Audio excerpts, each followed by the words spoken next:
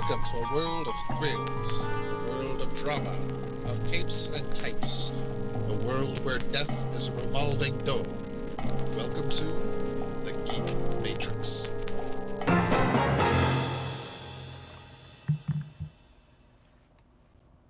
Welcome, everybody, to the Geek Matrix. You already heard me say it in the intro. If you didn't know that was me doing it on a voice, but it was horrible, I know. It's fine.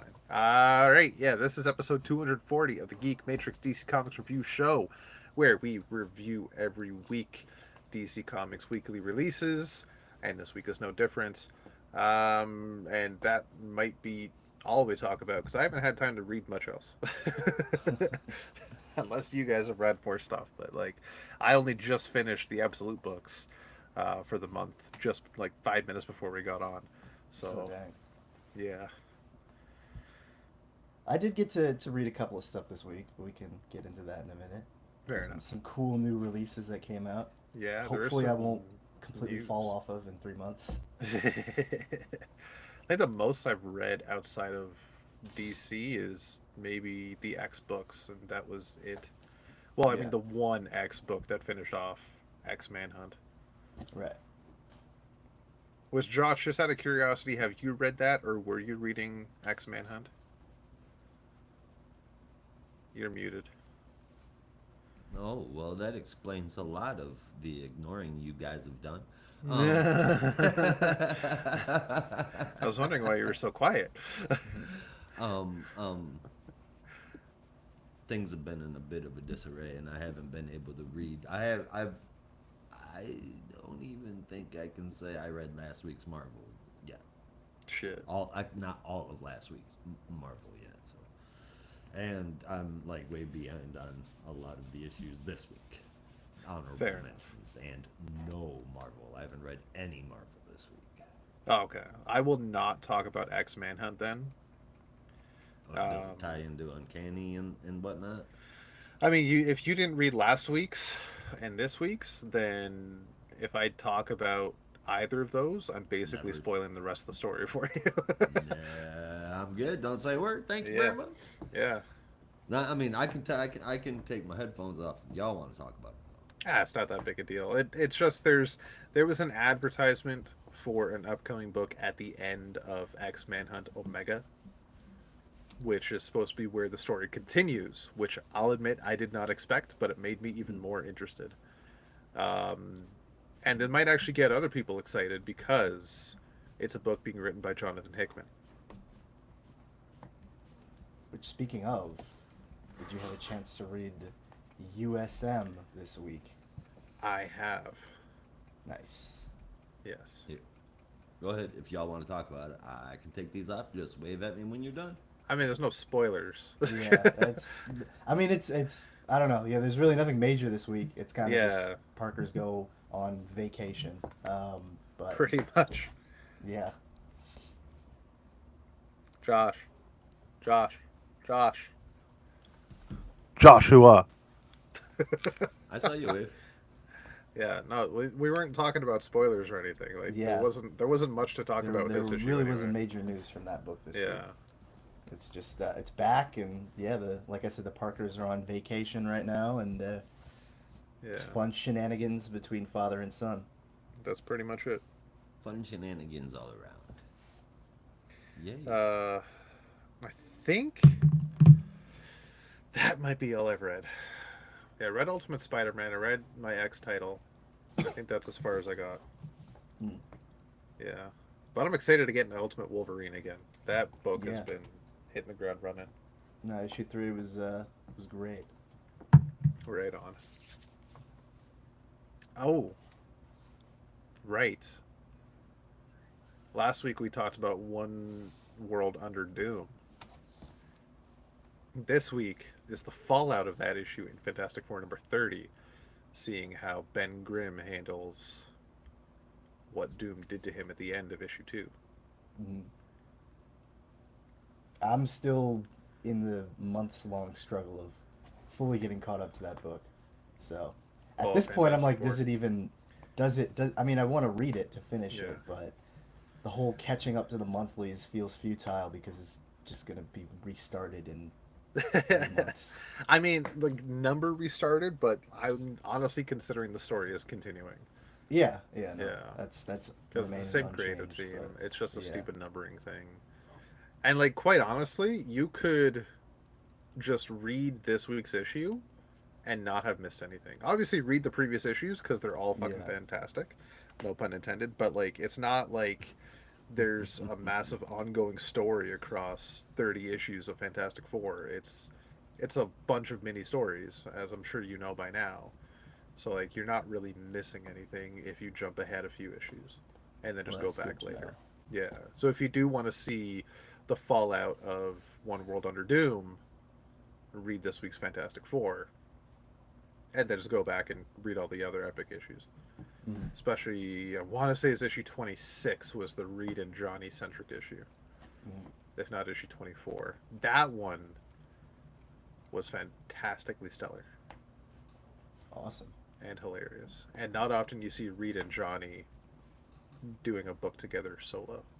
Yeah, it's like one of my favorite issues of the Spider-Man Human Torch miniseries. I think is exactly that. It's like a team up of Reed, Johnny, and Spider-Man, and it's like one of the most strange. I mean, Johnny and Pete makes sense, but Johnny, Pete, and Reed is like whoa, Yeah. felt very strange. Like, you could see Pete and Reed, and you could see Pete and Johnny. Yeah, it's well, yeah, it's sort of like that one friend that two other people are friends with, but then those two other people are not necessarily close with Yeah. each other. Newbie walks in and says, "So, how did you all meet?" Yeah. Right.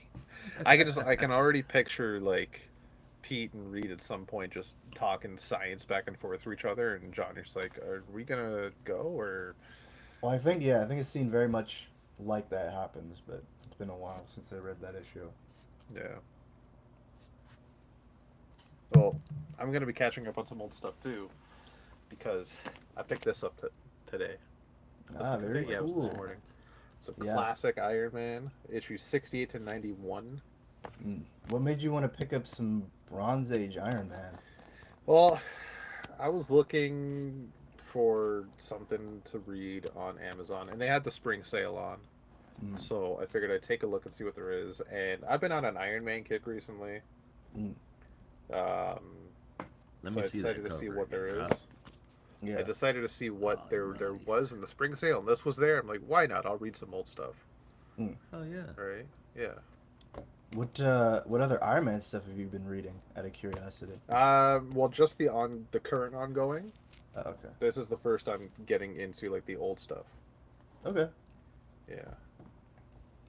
Yeah. That's why I was surprised at first, because I feel like people usually go for the what is it that Dennis O'Neil run, you know, the Demon in the Bottle Yeah. era stuff, and then that leads into the War Machine stuff, as I understand. I mean, Um, that was widely regarded as some of the best Iron Man stuff ever made. yeah. But this just looked fun because Mm, it's called this book is called The War of the Supervillains, and apparently mm, it's a run of issues where he just goes up against like a lot of classic Iron Man villains, like a gauntlet basically, just shotgunning old villains. yeah. Um, so I'm very interested to see that. So I think that's one part of Iron Man that always gets left behind is his own rogues gallery. Mm. Right? There's a couple of villains that people know, but unless you're a diehard Iron Man fan, you really don't know many of them. Yeah, I feel like That's it fair. often kind of gets underutilized just because most people will come in and introduce a new villain as opposed to using the older rogues gallery. Yeah. Like even just flipping through this, I saw a whole bunch I'd forgotten about, like Blizzard. Mm. I don't even remember what that guy's name is. Like Like, Whirlwind and Iron Man? Who I are can't the remember. Iron possibly? Man? Oh, Whipcord, Blizzard, Red Ghost. Yeah. Red Yeah, Ghost. Whirlwind. Whirlwind was one I knew. Obviously, Obadiah Stane. There's the Blizzard. And Whiplash, of course. Living Right. Laser. Yeah, Whiplash, not Ripcord, right? Yeah. Or is Ripcord another one? I've never heard of Ripcord, Okay, so then I'm thinking. but it doesn't mean he doesn't exist.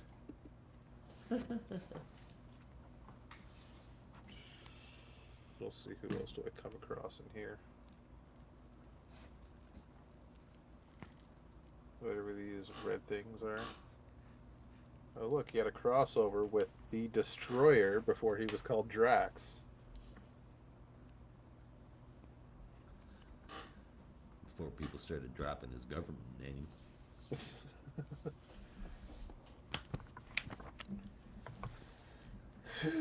Yeah, there's like a whole bunch of characters in here. There's a guy that looks suspiciously like Sergeant Rock. I ain't even joking. Look at this fucking It's guy. not Nick Fury. I mean, it could be, but yeah. like this is also at very least in the '60s, and I think I don't know. Was this a time travel thing? Yeah. Oh no, that was in Vietnam. Like was Nick Fury in Vietnam? No, it was. No, I didn't think so. It was World Super War II. spying at the time. Yeah.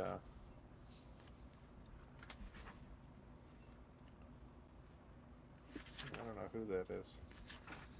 But yeah, no, this just surprise, looked looked like an interesting set of issues to read, so figured I'd give it a shot.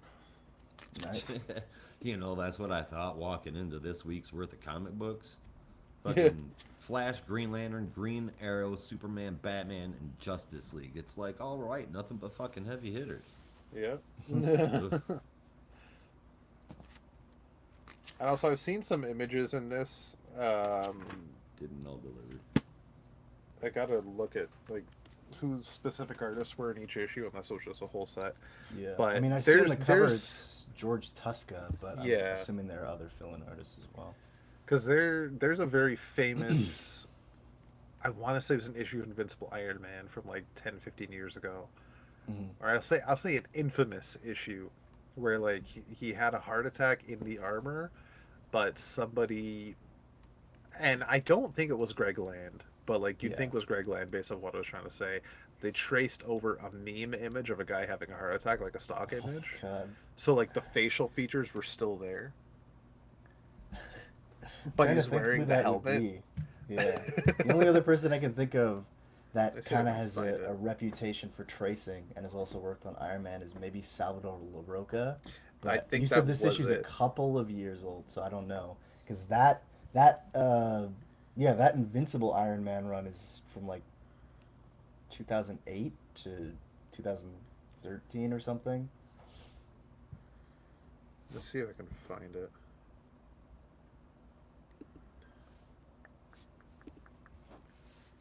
Because it's like in my the picture of his face in the helmet grimacing is like stuck in my mind, but I can never remember what issue it's in. Though the point is, like, there was that, but there was some panels of Shellhead in the helmet in this that just like, why can I see his eyebrows moving? It just makes no sense. Well, damn. Okay, while I try to find this panel so I can show you guys, is there anything else exciting happen here? I guess a mix of like personal and comics news. There's a new image book that came out this week. Two actually. One from our old friend Matthew Rosenberg, called "We're Taking Everyone Down with Us." Yes, that's the full title. And another one from Tyler Boss, called "You'll Do Bad Things," because we've entered the era of comics where exactly what happens in the plot is the name of the book. But no, it was pretty good. I got a chance to read it yesterday.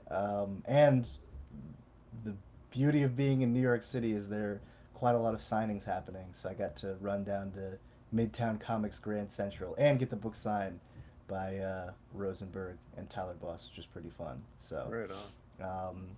I have it over here. Check the cover out. Pretty wicked. Definitely worth reading. I think it's only 6 issues total. Yeah. Nice. And it's, I guess that I should probably talk about the premise, but basically it's like Um, yeah, I'll just read it. It's good. You don't even need to know anything about it. No, the Yeah, basic let's take premise is his word like for it. yeah, it's almost like a father-daughter story. Not almost, it is, where the father's like a famous inventor, and I won't go too into detail. Basically, events happen that potentially put the father's consciousness in the body of one of the robots he's invented, and now has to protect his daughter as a robot. Oh, So pretty wild setup, but I had a great time. It's like both funny and sincere, which is always a good combination. right on. That sounds almost like that Cyborg miniseries from a few years ago. Hmm. But yeah, check it out. Let me just pull this up.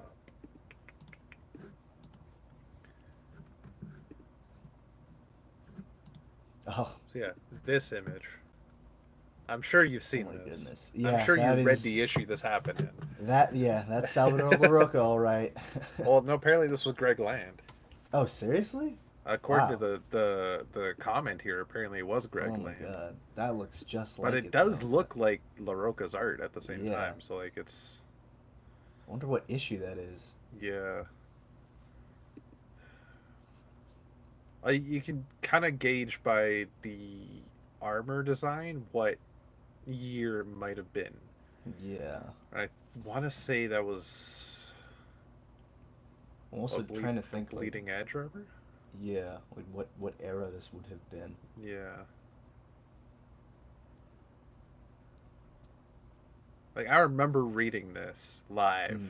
like when it came out. I always say reading it live, like it's. I didn't read it 10 years later. I read it like the day Yeah. it came out, and like I thought that was fucking weird even then.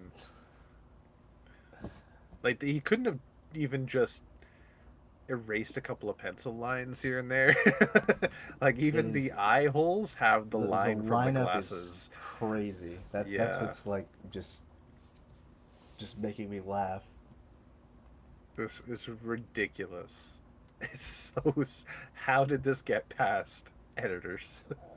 Maybe they didn't Seriously. know. I like to believe that they were just so woefully naive of the heart attack meme that they just didn't even realize, like, oh, okay, well, I mean, it's a panel of him in pain. Not really gonna question if there's any other source for this. I just even without knowledge of the heart attack meme, that's still pretty freaking bad. Yeah. I mean, the Yeah. fact that Greg Land keeps getting work at Marvel anyway is evidence that they don't care that much. It's Yeah. unfortunate. Tell us how you really feel. I mean, he's not the Yeah. only one that feels Yeah.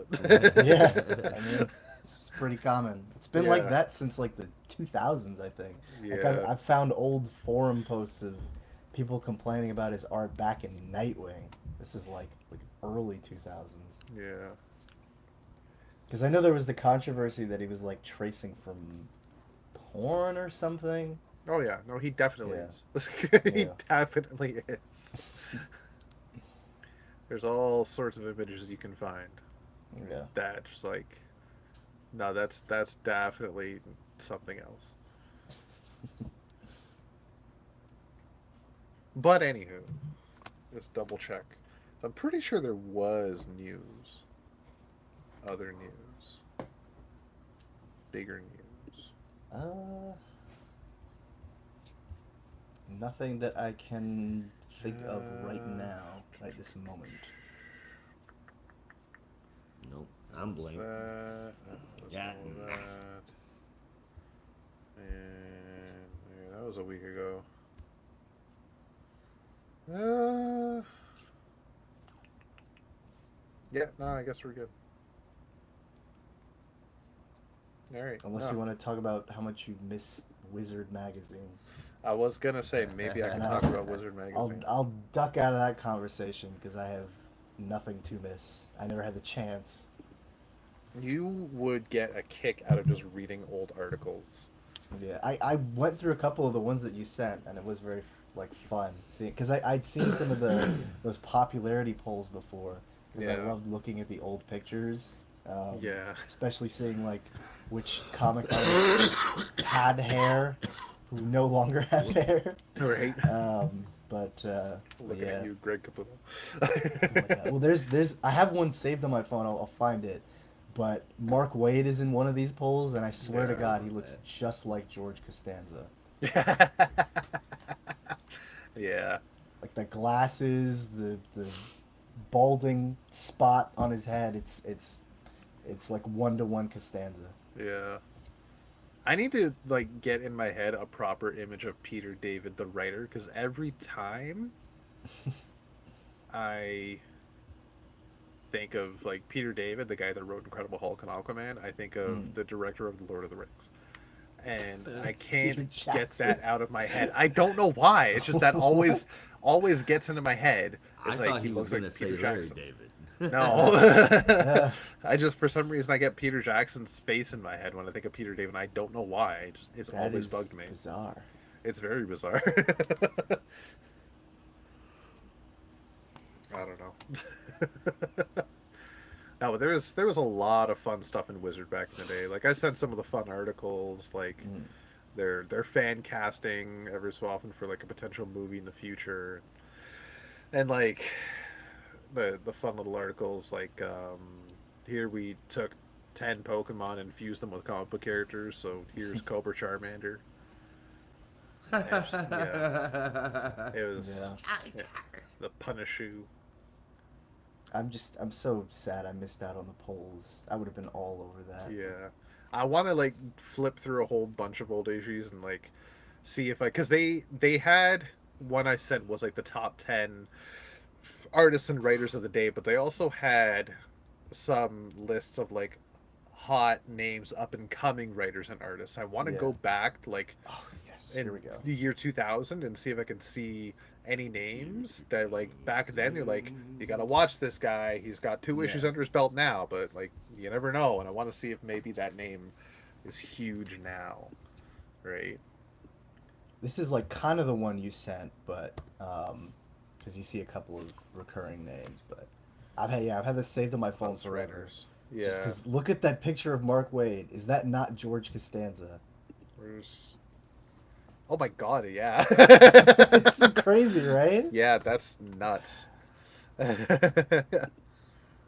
Here we got here Carl Kessel, Scott Lobdell, Garth Ennis, Dan Jurgens, Ron Mars. Oh, Chuck Dixon.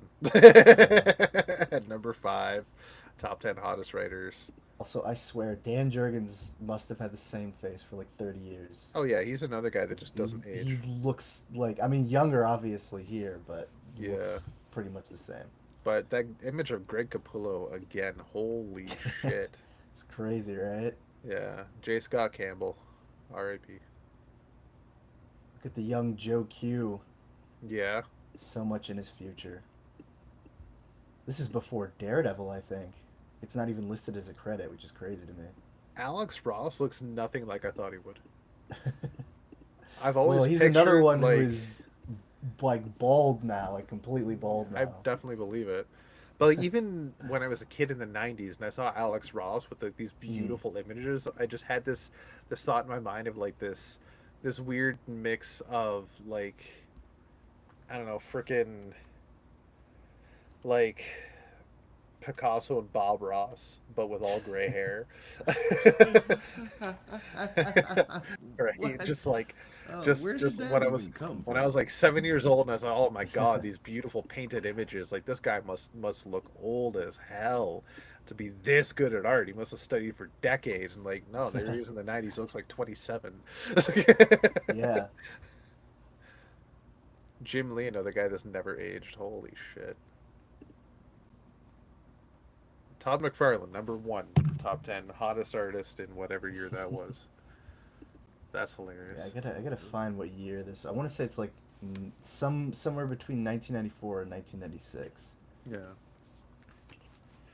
No, it's just so much fun going back and reading old issues of Wizard. Mm. Every time I come across one in my dad's long boxes, I just flip through it and like reminisce about the old days. Yeah, it's fun stuff. All right. I think that's it. Oh, no, it's not. We saw yesterday there was a live stream Marvel posted. Marvel Studios started just inexplicably and inconspicuously around 11 a.m. Eastern Standard Time. And all it was an image of like a actor's chair on a movie set. I don't know exactly what the shows are called, and it had Chris Hemsworth's name on it. And everybody's like trying to figure out what the hell this is. And then 12 minutes pass, and they put another chair right next to it with oh my god, what's her name? The lady is playing Sue Storm in the Fantastic Four movie. Oh, Vanessa Kirby. Vanessa Kirby. They put her name there. And then another 12 minutes pass. Anthony Mackie's name is on the third chair. Then Sebastian Stan. And now people's gears are turning.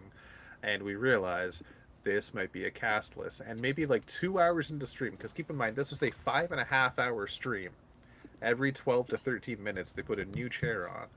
And ended up showing 25 names. And it's the cast list for Avengers Doomsday.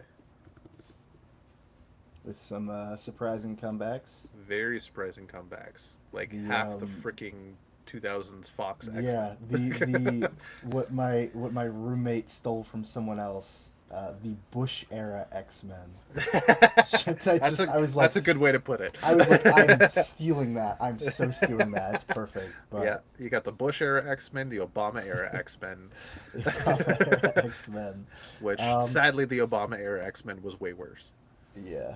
Yeah. I did like First Class, but... I liked First Class as well. And Days of Future Past. But I can't lie, like, the first 3 X movies were maybe miles ahead of the later ones, in my opinion.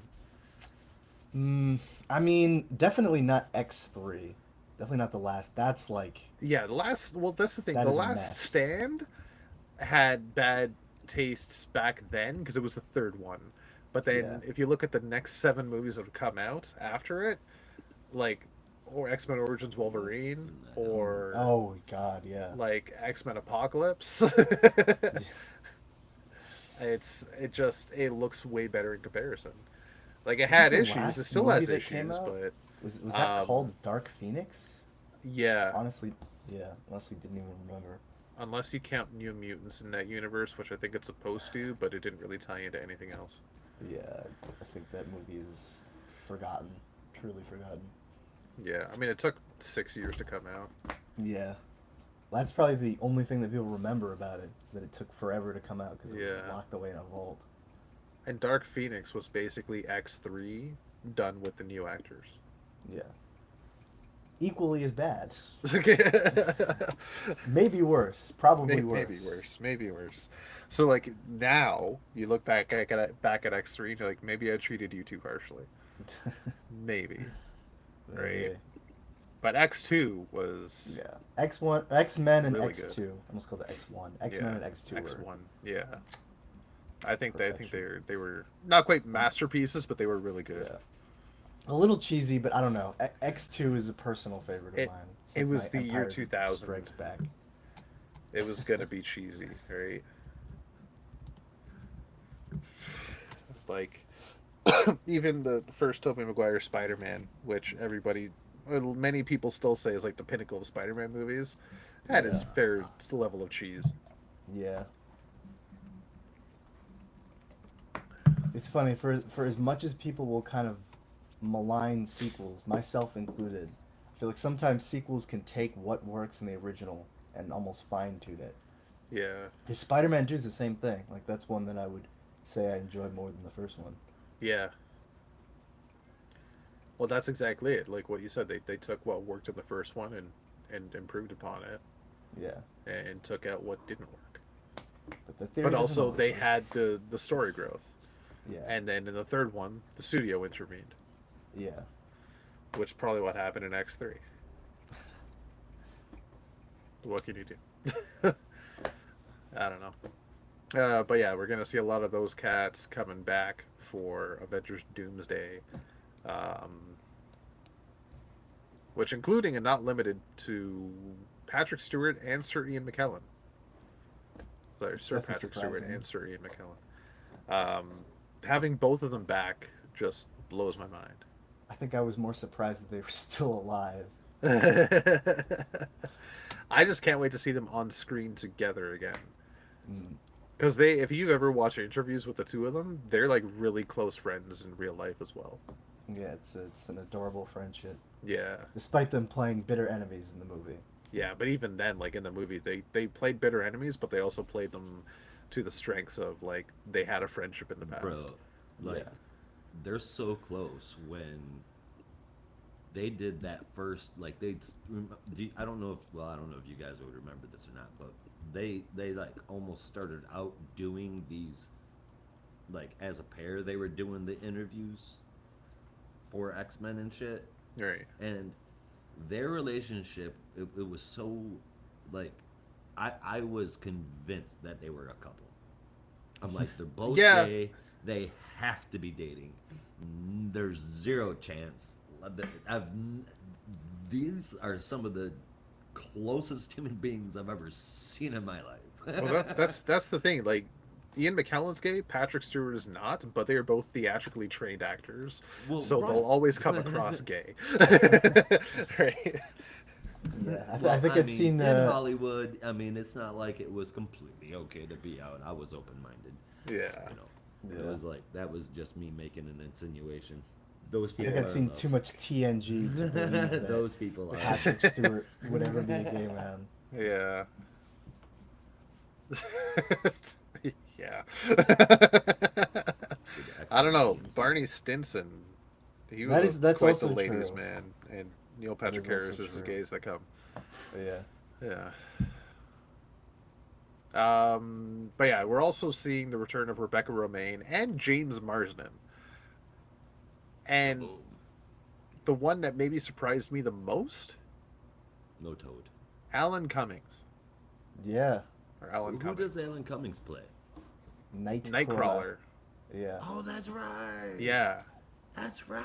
But Yeah. only in X2? I don't even I remember if he was in the third one, to I be want to honest. say he was, but He's you're kind of right. I had a don't career remember. revival Yeah, as of because late, I feel like he so. kind of basically just got replaced with another person who's coming back, Kelsey Grammer as Beast. Yeah. That might be why I just kind of the memory doesn't compute as to whether or not he's in that movie. Because like I just see blue fur, and my mind automatically rules one of them out. Yeah. So a lot of people are speculating about the plot for Doomsday. Whether Robert Downey Jr. was the last name, and he's confirmed to be in it, and he's supposed to be playing Doctor Doom. So there's definitely like Doom is involved in Doomsday, but now the question begs, with the cast we know of, you have Thunderbolts, you have X-Men, you have Avengers, you have Fantastic Four. And the Fantastic Four are said to be taking place in an alternate universe, alternate world from like continuity MCU. Mhm. So there's at least 3 different universes interacting here. This is going to be the setup to Secret Wars, probably going to have incursions. Is that what the Doomsday is all about? And it's not all about Doctor Doom. Right? Perhaps, yeah. The Doomsday is actually like, this is the Doomsday where the planets are dying. Mm. Or maybe it's a double entendre. Yeah, or both. It could be, Yeah. like you said, with the incursions, it could be not so much the classic Secret War. I think this is what you were going for, but yeah, not so much the classic Secret not Wars, yeah, but the not- God Yeah, Emperor Doom yeah, Secret it's Wars. the of more 2015. recent Secret Wars. Exactly, yeah. So Yeah, it's like they're definitely connected. that. Yeah.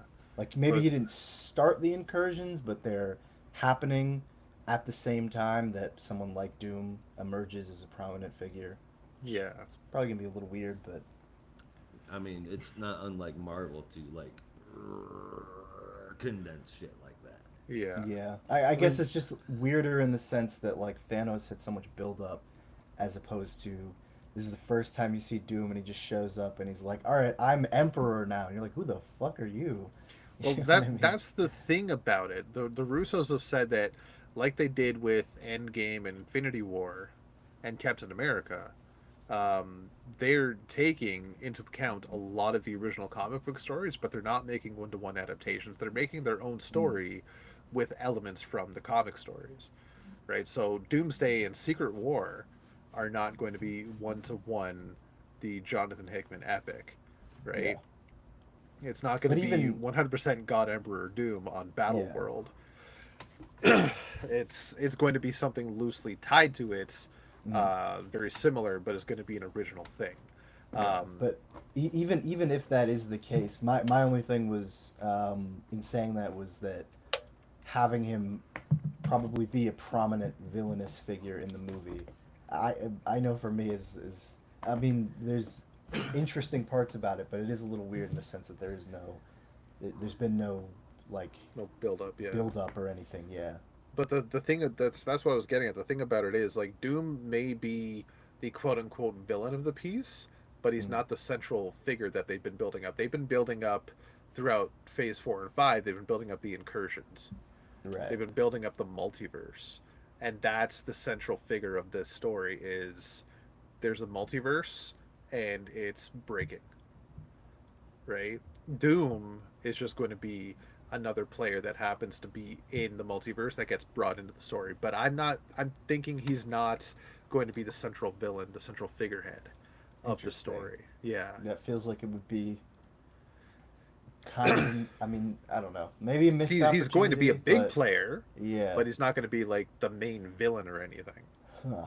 And it remains to be seen if he's even going to be a villain because it's supposed to be an alternate universe version of Doctor Doom that Right. looks like Tony Stark, which begs the question: is it actually Victor Von Doom? Because they've never actually said RDJ is playing Victor Von Doom. He's playing Doctor Doom, Yeah.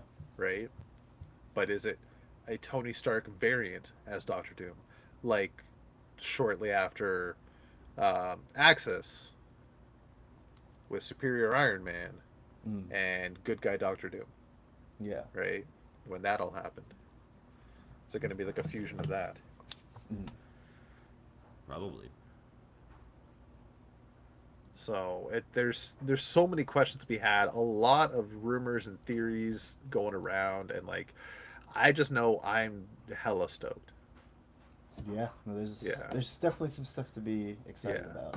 At least It's like interested in. no matter what they do with it, the incursion storyline through Hickman's Avengers and into Secret War was fantastic. Mm, So fucking definitely good. one of my favorites. Yeah, it's maybe one of the best built up stories Marvel's ever done. Mm, yeah, still some of my favorite character moments. Yeah. Black Panther wielding the Infinity Gauntlet, Yeah. like the climax of the story. I have that Assad Ribic panel etched into my mind because it's so fucking cool. Yeah. I have right before Secret Wars started Mm, and the Cabal had taken over in place of the Illuminati and Namor had switched sides to the Cabal, and at mm. this point Black Panther and Namor were still at odds as kings of their kingdom. Yeah, because they've And been to Namor, war. yeah, and Black Panther basically like paralyzed Namor as they Mm, were on another Earth that was about to be destroyed from an incursion, and he just left him there to die. And all his like Black Panther's like, well, see ya, and then he yeah. disappears.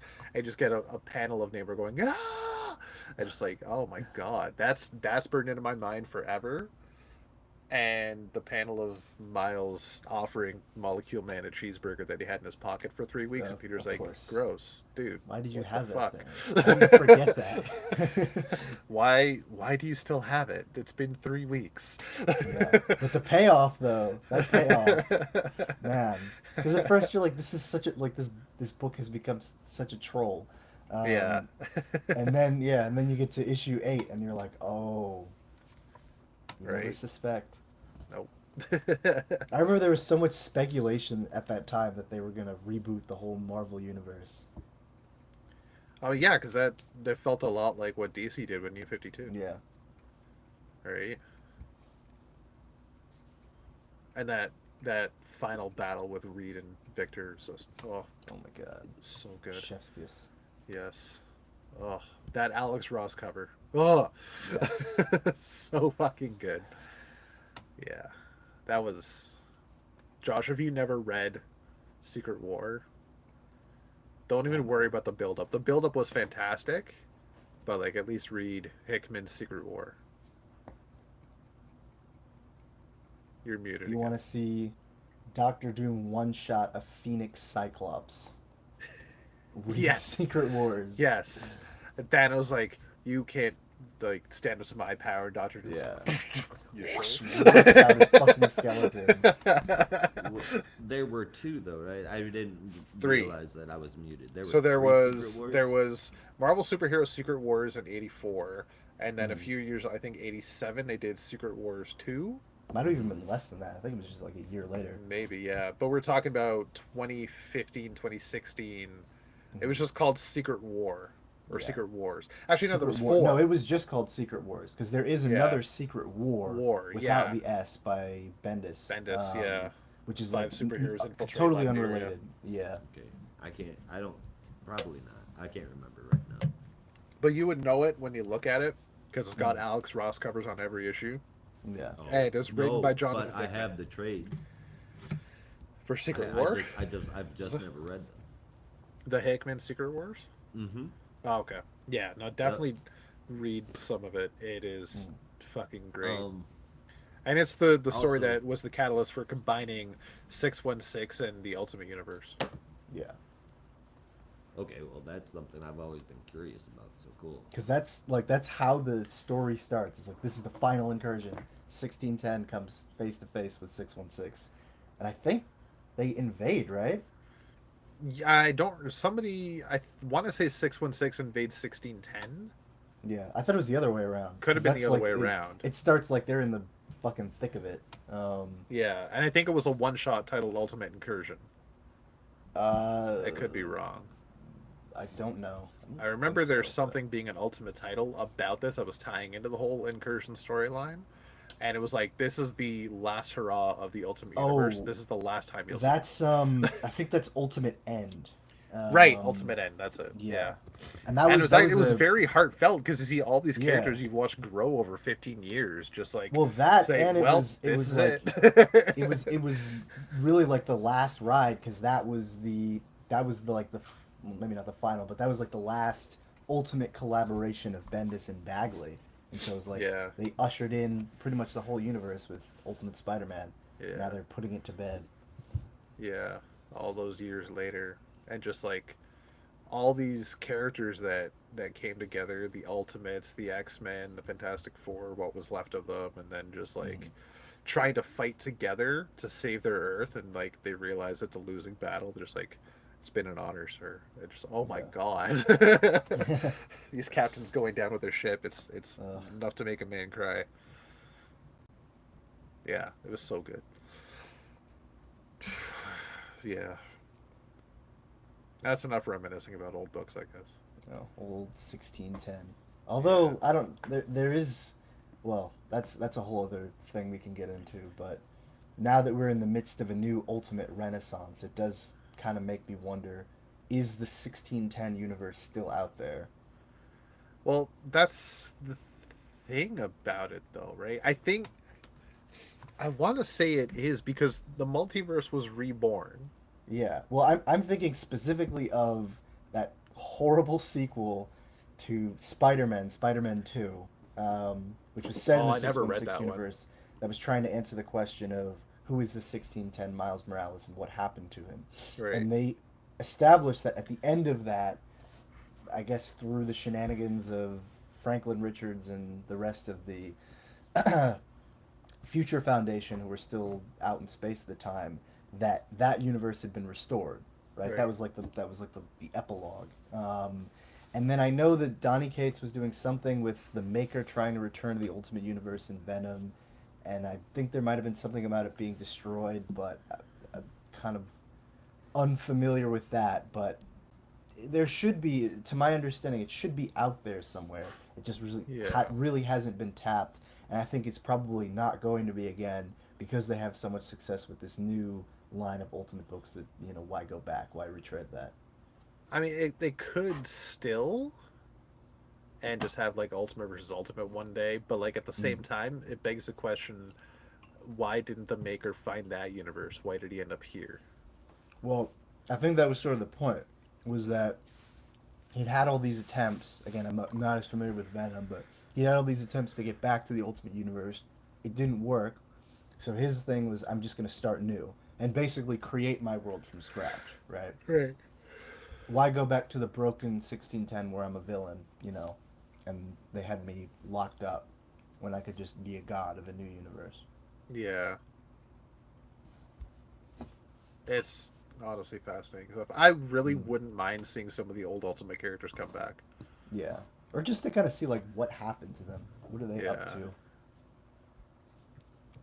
Also, I was wrong about something. Apparently, Jimmy Hudson has shown up since the end of Secret Wars. Oh, yeah. No, he was in that X-Men Blue book. Okay, I didn't know that until like last week. I'm like, oh shit, so they actually did do something with him. Does anybody know where he is now?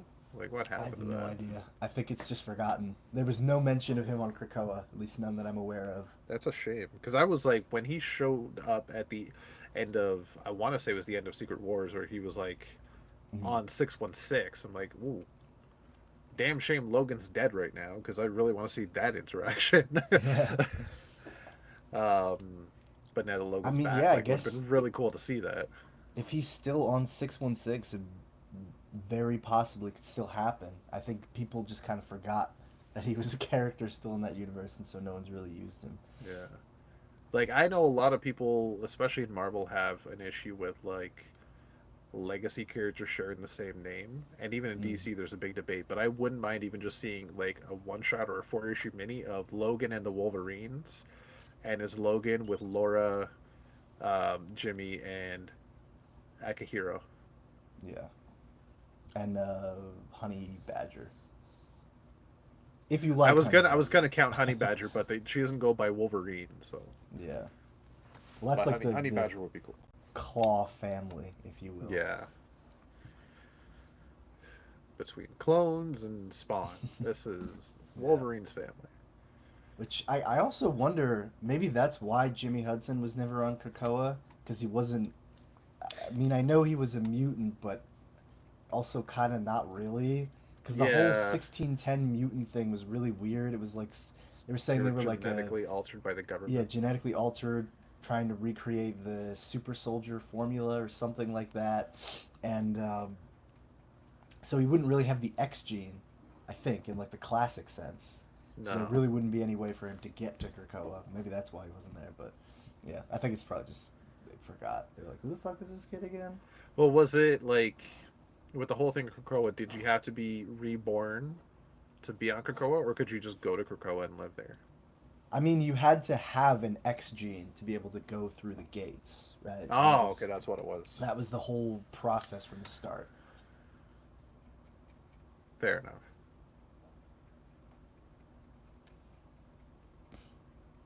Okay, fair enough. I have some X-Men questions I want to ask you, like maybe after we're done the show. Like, what the fuck happened to Arakko? Oh boy, terraforming Mars, like that is a long story, my friend. How did Storm become a demigod? Or is that all just recent stuff? Yeah, I mean, to a certain degree, she's always kind of been a goddess, but I think they just dialed it up in a completely different way when they moved her to Mars and made her she was derisively called the Queen of Arakko, but there's a lot of lore there. Some interesting stuff going on. Anywho, I figure it's about time we get into this week's books. What say you both? Let's do it. I agree. All right. Let's do it. We're going to start off with some honorable mentions, of which I have read none. Because, like I said, it's been a busy couple of days. Starting off with Peacemaker Presents the Vigilante / Eagerly double feature #1. This is a one-shot, as far as I know, one-shot issue co-written, if not fully written, by oh my God, what's the director's name? Starts with a J. James Gunn. James Gunn. Thank you. Mhm. So bad at this. It's taking place in the Peacemaker TV show universe. We have Metamorpho the Element. Oh my God. Every month. Every Every time. month. Every month, without fail. The worst You part is, I never think I learn. did say Element Man at first, but then I flubbed the word man Uh, and then redux it to elephant. I don't know why. Metamorpho the Element Man, number 4. I do take solace in the fact that I was not the first, and I'm still not the only one to have done this. Josh is also a culprit. We One of got these days, they're going to do a book Originator. called Metamorpho the Elephant Man. And you yeah. finally feel right. One of these days, Brandon, you're gonna handle honorable mentions, and you're gonna make the same mistake. Oh my god. If I do, never let me hear the end of it. I will not. We got Power Girl number 19, Black Canary Best of the Best number 5, Harley Quinn number 49, Halloween. Wow, okay, so I copy and pasted that Halloween, and the it last didn't get the Halloween. whole title. Batman, The Long Halloween, The Last Halloween number, I don't know. Because apparently my keyboard didn't want to copy the whole freaking title. I just love that title. Halloween, Halloween, the The last Last Halloween. Halloween. That's what the last Halloween movie is gonna be called, I'm sure. Yeah. I'm pretty sure they did that already. Oh my This god. is The Last Halloween. Halloween colon the last Halloween. And finally, Wonder Woman number 19, which is the supposed ending of the Sovereign storyline. Woo woo. But I flipped through it and it doesn't look like it's the end. Yeah. It really Boo. fucking No. doesn't. We just, Um, we just gotta be the it's right. one of those stories that has an ending but is not an ending. Yeah. Feels like it's just gonna keep going. Yes. Yes. All right, so that's There's our a little honorable loud, bitch. mentions. And if we may, we'll get into our main books of the week, starting with a book that this month I started to have the same feeling about it as I do reading Wonder Woman every month. The Flash, Oh number boy. 19. Uh, Oh my man. god. That is not it. There's all of those though. Yeah. Great cover though. Mike Del Mundo. Man does not miss. Yeah, that was actually a really Right. good cover. What a fun name to say too. Mike Del Mundo. Mike Del Mike Mundo's Del awesome, Mundo. man. Yeah. No, Matt Herms, Simon Spurrier, Mike DeMundo. Written by Simon Spurrier, art by Fazgo Georgiev, colors from Matt Herms, lettered by Hassan Asmane El Hao, with a cover by Mike DeMundo. This is Flash number 19. So Wally is still, well, this one is, Rage Wally, and he's up against Black Canary, Nightwing, Max Mercury, Avery, Wallace, Mr. Terrific, and his family. They science the shit out of some stuff so they can contain him, and lock onto him with the boom tube so they can stick him out in space with Superman so that he can beat up on Superman while they try to figure out what to do next. Irie and Linda tell the Justice League that he's actually evolved past being able to be defeated. Nice. Yeah. Meanwhile, Happy Wally is getting his ass stomped by Eclipso's wife. Linda, Irie, and Jai came back to Skataris to pull Happy Wally out of the fire by telling the lizard warrior woman what Eclipso was actually up to. He fesses up to it like immediately, so she destroys his machine. It seems the fight with the Justice League caused Angry Wally to activate his dimension slipping powers, and Pilgrim follows him, but only to a point. Against Pilgrim's advice, Wally walks into the sun through the dimension slip. Excuse me. In Skartaris, as the machine is destroyed, Eclipso is filled up with anger, but also more. Foxy gets mad and attacks, and him and Eclipso disappear. Skartaris begins to shake, and the family gets teleported to, and the Flash family gets teleported to the moon, where they find a really beat up and not angry anymore other Wally. They run to combine, but one of them gets distracted, and Eclipso, well, eats the other one. And maybe Foxy too. I'm not really sure right now. Then, that's after he emerges from the sun, Eclipso, in his new ultimate form, looking like Eclipso the Sphinx and calling himself Heliophage. And side note, basically announcing that he will be filling the void left by Darkseid immediately. Um, we've all been saying for a few years now how Eclipso is uh, kind of been made into a joke and needs to return to his former glory. We saw a snippet of that happen recently, but boom, here we are. Not exactly traditional Eclipso, but evil, huge, pissed I'm off, sorry, is and this most something people have been importantly, saying for years? aspirational. I've been saying it. I could have swore that we were all talking about it the last time he showed up in a book, that it's been forever since he seemed like a real threat.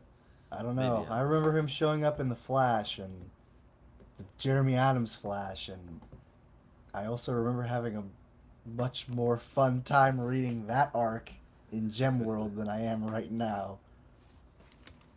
Well, he's powerful anyway. Um, I don't know what happened to Foxy now. If the dog is just gone now, what's happening with the other Flash, but those are mysteries that will hopefully be solved next issue. In this one, there's lots of action, a clear move to the next phase of the story, and great art. I'm hoping we're about to see exactly what the extent of Wally's powers are, and of course, if they'll get to keep the dog. I had a good time with this one. I think it did its job well. I'm going to give it an 8 out of 10.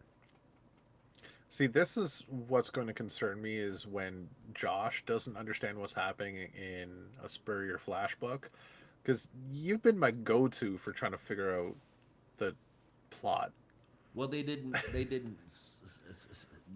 like really tell us what happened to the other ones. He did say that he ate that he ate their a source of power, and I'm assuming that that meant Foxy. Yeah, because I think Foxy's supposed to be the reincarnation of the Speed Force. Right. It's just a Speed Force baby. Bye-bye. Right, baby.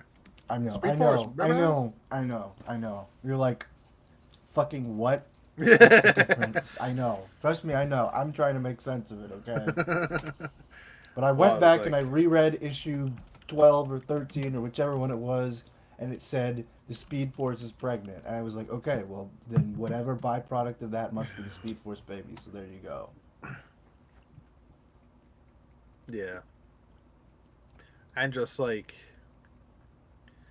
I don't know, I'm kind of fuzzy on the details about Wally's speed. Was like he needs to be in the vicinity of Foxy to have his speed again, but then Well, the I other thought one they didn't. said that Like, I'm just um, confused about that. it was sort of like a battery because they couldn't access their powers in Skartaris. Yeah. Oh yeah, Scar. Yeah, it was okay.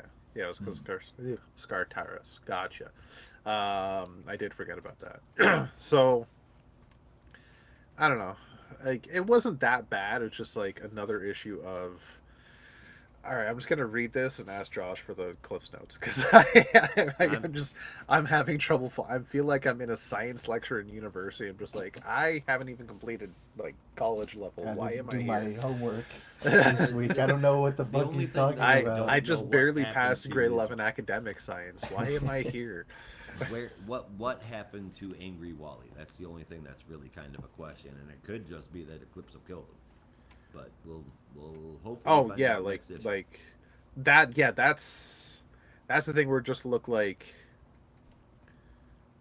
the happy Wally got distracted and Yeah, angry and Wally Angry got eaten Wally. by heliophage, Mm. Yeah, and which and I he took it as heliophage is the spiritual combination of Foxy and Eclipse. Eclipso. Yeah. So I mean, if you and I are both right in that assumption, then there's nothing that we don't understand about what happened in the book. But what the fuck was up with like why did he end up in the sun? I still very much have no idea what Eclipso's plan even is. To take instead of being pissed off at Darkseid, he has decided to take Darkseid's spot. Yeah, apparently He's there's like planning there's on a gap in the cosmic order that Darkseid was filling, and now Darkseid is this is gone. So instead of like trying to fill in the gap in his own soul that he can't enact revenge on Darkseid, he's gonna like be the be next him instead. Darkseid. Um, but that means being half sun god as well, apparently. And the whole thing with Well, the sun next is with what's Foxy confusing. and whatever the sun thing happens, he's heliophage. Yes, came out of the sun. I don't know. Hopefully, we'll figure out what happens with what role the sun has in the next issue. I mean, Yeah. if we knew everything, what would be the reason to, keep reading? Yeah. And I have one little mystery. I get that. It's just I wish the mystery wasn't so goddamn confusing. Convoluted. I mean, Talking in circles, so I don't even understand what the mystery is. The mystery is what's going on. What the fuck is going on with the Speed Force and Wally's powers, and Foxy, and how is the sun related to all of it? Basically, what the fuck is this book? Is the mystery. Oh, you guys are so Why am I reading this book is the mystery. Why am I still reading this book is the mystery. What is life is the mystery.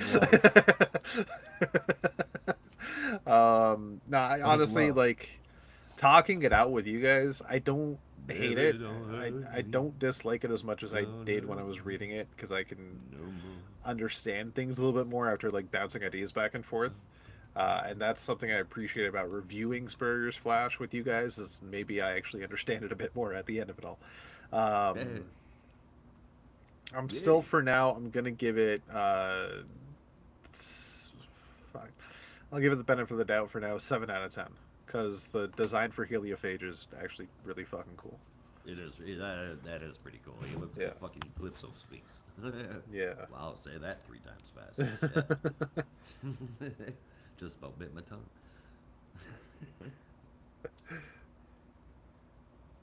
Et toi, Brandon? Oh.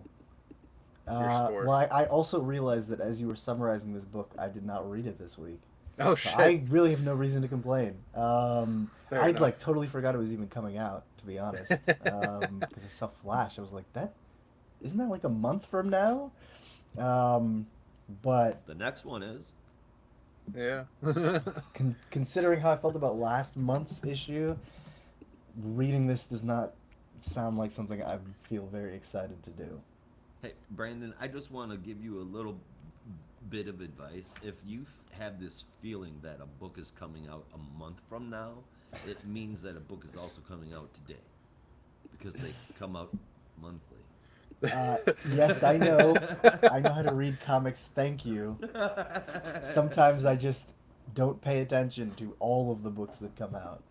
Believe it or not, it can happen when you read upwards of 30 books a week.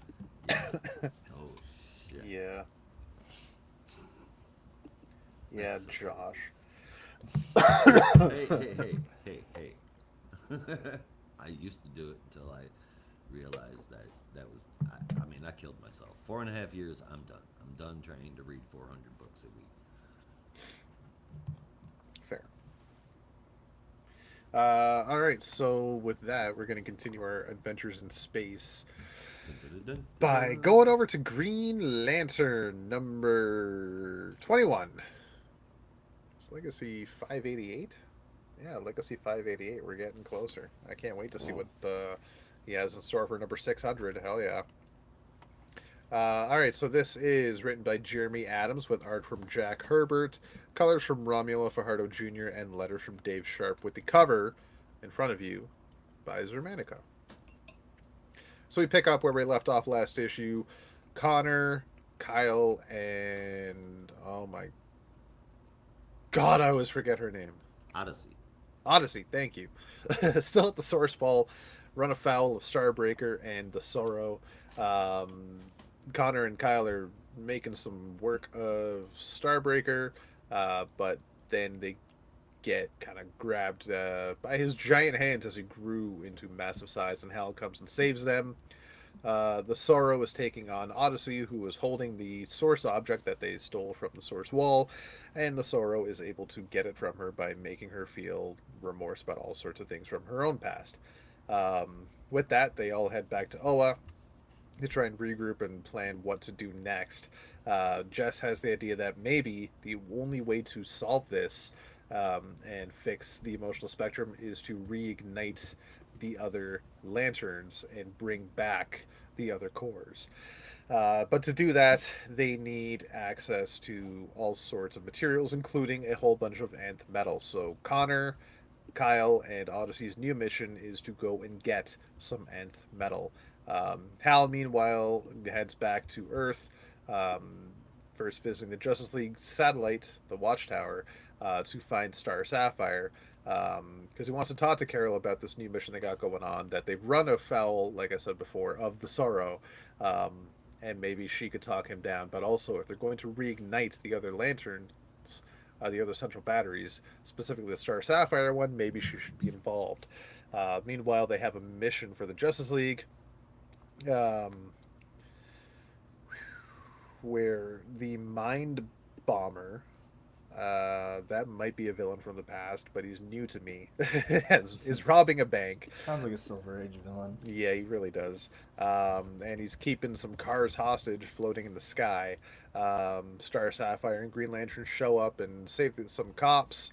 Mind Bomber begins to get away, but then he freezes in the spots where they see off to the side Director Bones of the DEO, as well as a perfectly healed Hector Hammond, a normal looking, full head of hair, tiny head Hector Hammond, still with his psychic abilities. Tiny headed. Yeah, tiny head Hector Hammond. That threw me for a fucking loop.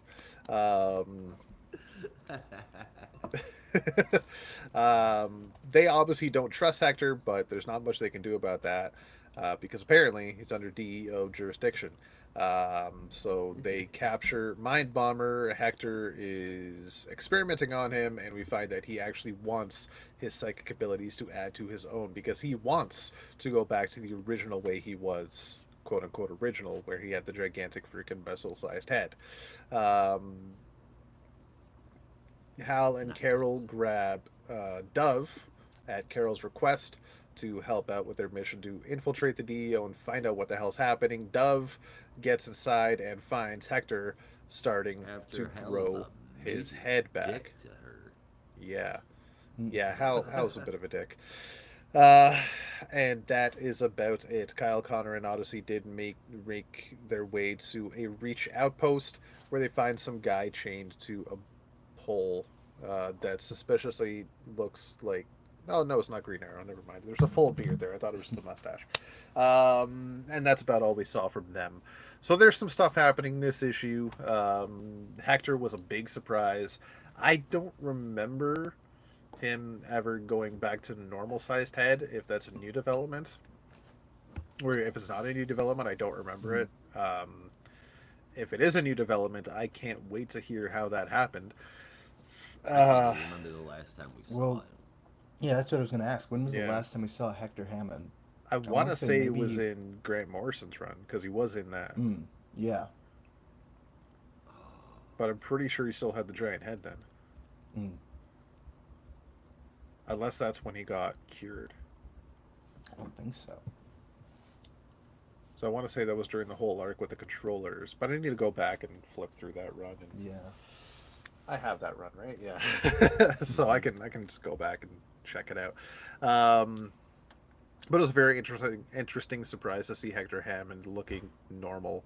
But then he wants his powers back, even though he already had them, but I guess he wants more. That part was a little fuzzy, but still cool to see. Director Bones always makes me queasy to look at and makes me wonder how the hell he actually sounds. What voice does a skeleton have? That's been on my mind for years now. Does he even have, like, vocal cords? It's like... Anyway. No, it's an interesting issue. Kind of being, like, I don't know, gruff. Like a... Yeah. Like a Nick Fury type. That's how I've always heard it in my head. I hope he's got a voice like this. That's exactly what I'm This is hearing. how Like, it's I gotta want him be I want the lisp like, and everything. I'm Director Bones Yeah. of the DEO. Get in line, Meg, or something like Sounds like that, Nick right? Cage. Yeah.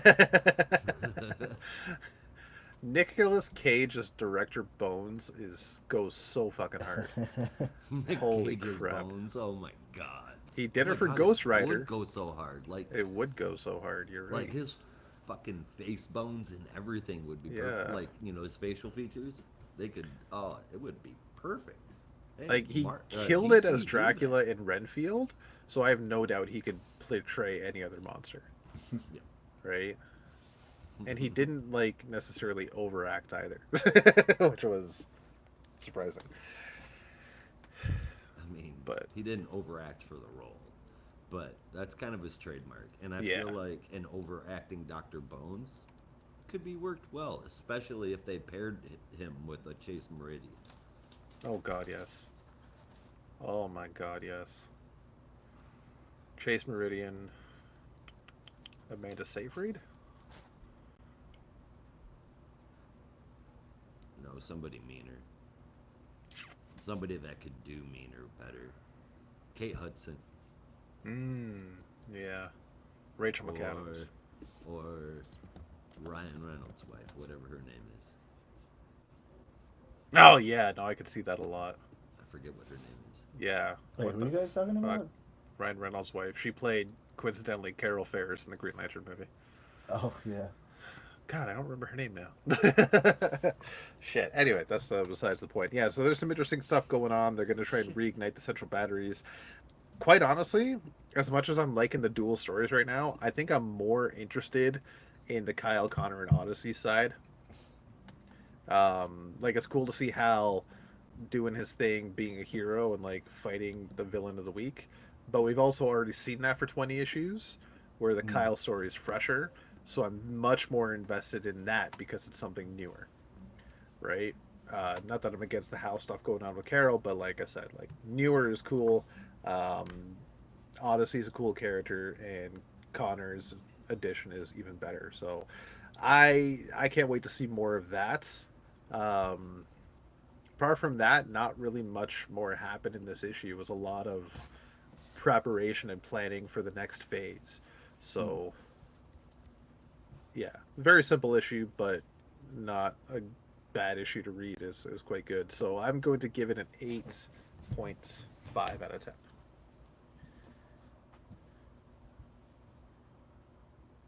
Josh? You're muted. Damn it. Stop doing it. It's exploding over way more stuff than I would have thought that it was going to. We've got Kyle's different team, Hector Hammond, and the DEO, the decision, the new batteries. There's so much stuff going on, but it manages to feel like a full, fleshed out issue and not too much. And that's pretty good. It means that you won't have a problem keeping track of what's going on. It's just a really big, kick-ass story. I agree that I really enjoy the addition of the Kyle, Connor, and Odyssey team. I feel like for some reason they're missing another person on that team. And are there any like gelatinous alien heroes that are out there anywhere? Like a little funny green dude, that would be great. They need a sidekick. Something for the funny beats. But anyway, I think the art is phenomenal and the book is great. I'll give Green Lantern an 8.5 out of 10. Yeah, I don't have much else to add other than the solid installment for this week. Yeah, 7.75 out of 10. Adapt. Right on. They could get an Adaptoid, like a good one. Mm-hmm. I was even gonna say like Starfire. Mm. Well, we've done one green themed hero. Yeah. So point their directions right over to the next green themed hero. That's terrible. Green Arrow number 22, written by Mr. Chris Condon with art from Montos, colors from Adriano Lucas, letters from, letters from Hassan Otsman Ilhau, and another spectacular cover from Torrent Clark. Our issue starts as Oliver Queen speaks to Detective Hartley after his home invasion by one of the freshwater killers, and he learns that Detective Benitez, the lead in the case, has headed up to the old freshwater community to investigate. As Benitez arrives, she and her dog, Arrow, are ambushed by a gang of freshwater killers who plan to re educate her at one of their schools. Ollie arrives shortly after, thankfully, finding an injured Arrow, and uses his arrows to climb a telephone pole and find the most likely spot where Benitez is being held. Seeing some lights at a school off in the distance, he deduces that that's where she's being held, and that's the issue. Yeah, this one really flew by, but it was great. I keep bringing up the fact that the series feels like it's like an HBO show or something, like a crime drama, and it reads so well. It's got all the best action scenes you could hope for in Green Arrow. Art is stellar, great character moments, and all that stuff. It's just I don't know. I don't have anything more to add. It just continues to be a phenomenal book. So, 9 out of 10 for me. Well, yeah, it definitely feels like an HBO thriller. Um, Gets a little confusing with your synopsis. With he found Arrow, and then he uses arrows, and it's a broken arrow. Just like there's Different arrows. so many arrows. Well, it is But yeah, called Green Arrow. it is called Green Arrow. There is going to Dog is be an Arrow. arrow in the book. He uses arrows. There's a dog named Arrow. There's a bike that's shaped like an arrow. You There's so guys many picking arrows. up on a theme here.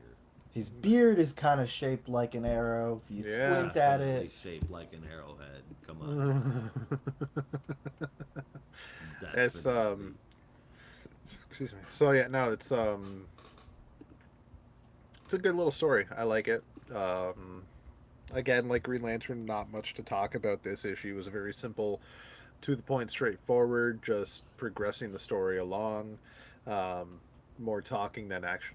So, 8.5 out of 10 as well. The art's fantastic. It's Urbanica, right? Montos. This one? Montos, yeah. Excuse me. Yeah, it's a grim one, man, but it's a good one. Very much something that happens very much real street level storytelling and with a very good Green Arrow. I hope Condon writes Green Arrow for a long time. This has been good. Green Arrow gets an 8.25 out of 10 for me.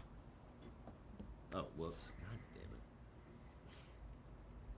There's Green Arrow, and what an awesome cool cover that is. That is a cool cover. Now I'm going to tell everybody about Justice League Unlimited. Yay! Number 5, written by Mark Waid, art from Dan Mora, colors from Tamara Bonvillain, and letters from Dave Sharp, with the cover from Dan Mora. Diana, Wally Bart, Supergirl, Carol, Hal, and a new guy called Thunderlord. With a sonic scream are in Sydney looking out after a big bunch of world leaders because of the recent issues with Inferno, and they all get poofed.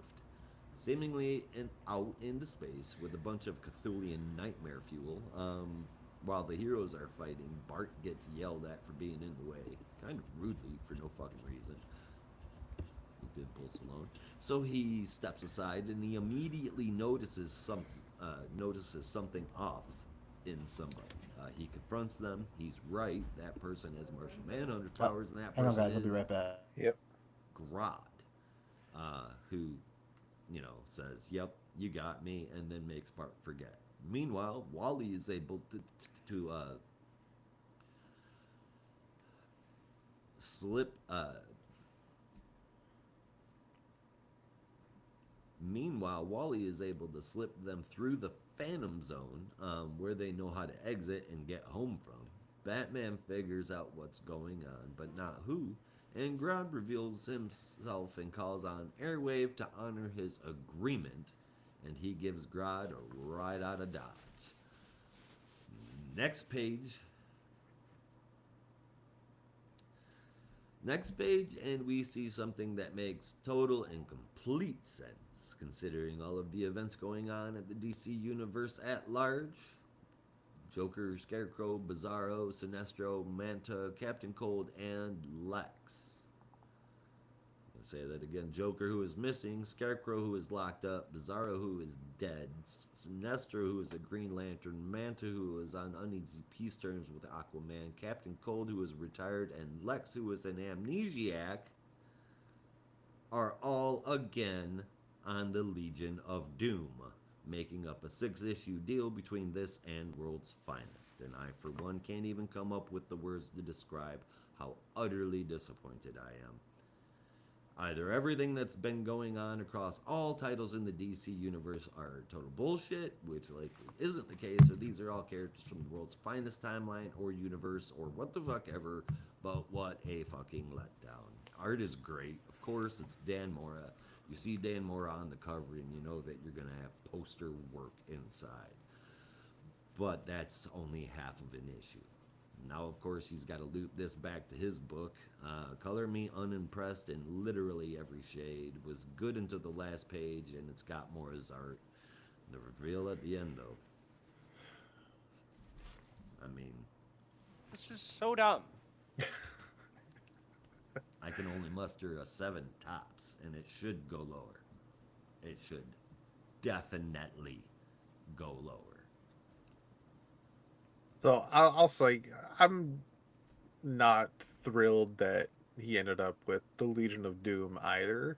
I was hoping for something a little fresher for Inferno, but it is to me it's pretty clear that it's time traveled versions of the Legion of Doom, and we're gonna get that whole story in World's Finest and the JLU crossover as to why they came to the future. But like I don't know if I like you said it with the Flash, I'm gonna see how the story progresses to really figure out what the fuck this is. I'm not gonna pass judgment on it until I know at least why they came to the future, but I don't think it's a great idea either. I mean, it's like he doesn't. If just because he's writing a mainstream book doesn't mean that he needs to tie that stupid fucking World's Finest universe into it. Sorry. The universe that is this universe, you mean? It's the same universe. The same universe? But yeah, no, I think it's definitely a past version of the Legion of Doom. It just doesn't make sense why they would come to the future and fuck with the Justice League Unlimited when they couldn't even fuck with the Justice League of the past. It's just, it seems kind of stupid. But I'm not going to pass 100% judgment yet until I see more of the plot.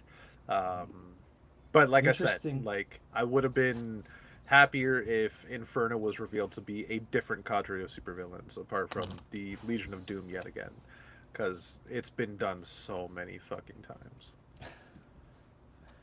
Interesting that your theory was that it was the Legion of Doom coming from the past, because I think I had a completely different theory. I think yours is probably more sound than mine, but I was thinking, what if it's not the Legion of Doom? What if it's a la JLA, an organization of people posing as the Legion of Doom? I know. Like when the Hyper Clan. Explain yourself. So the first arc of JLA, when the Hyper Clan comes to Earth, they pose as like regular superheroes. We're here to protect. Later, you find out they're just a bunch of white Martians pretending to be superheroes, basically. And there was that story in Future State recently where the Hyper Clan came back and trapped the future Justice League in hell or something like that, and then basically came back and assumed the identities of the Justice League. So my first thought was, again, just as a wild theory, was maybe this isn't the Legion of Doom. Maybe this is an organization posing as the Legion of Doom, so that when they reveal themselves like this, they'll think, oh, it's just the Legion of Doom, and, you know, we've been against them before, we got this, only for them to realize it's something completely different. But I think yours probably makes more sense considering the next arc. Well, here's the thing. Like, I would much prefer that. Right? I only figure it's time travel because it's connecting to World's Finest. Yeah, because they're obviously older versions of all of them. They have to be because literally everybody on the team has a reason to not be on the Legion of Doom right now. Yeah. Exactly. Like they are all accounted for elsewhere So in the universe. so he's like, hey, look at my world's finest shit. I'm gonna put that in the. God damn it, Mark Wade. I used to fucking. I would have trampled over people to get his autograph once upon a time. Now I just want to shake my head at him like this. I just want to look at him and just go. I mean, the story might still be good. It could be. It could be. I Like, get it. I get it because it's tying into a book you yeah. don't like, but like the story could be good. Yeah. It could be good. And even beyond that, I mean, the first four issues of this book have still been good. Something that I think we all can agree on. I mean, you missed it where I was complimenting all the way up until this very last. The very last page, yeah. The very last page. Everything else has always been fucking phenomenal. In Justice League Unlimited, I have been all about it up until now, and now I'm like, oh god damn it. I gave it a 7. I didn't like shit on it and give it a 4 or anything. I gave it a 7. Yeah, I mean, I don't know. It's a disappointing reveal having it tied into his World's Finest universe when he had the potential to do literally so much more. Once more, the World's Finest universe is the DC universe. It's the same universe. Okay, but I don't see anybody else grabbing up the World's Finest timeline or era or whatever word. I mean, they're all set in the past, so there's no reason to do it. It's basically just the Silver Age. Yeah, but like also, we literally saw in the last issue, in the team up with Tiffy, them referencing the issue of World's Finest where he was teaming up with Swamp Thing. So like, yeah, all this stuff is very much still interconnected. But anyway, I'm also like not as against the idea of another Legion of Doom story. I don't know. It is kind of been played out at this point, but I do want to see how Mark Waid approaches it. I think that's where I'm most interested. So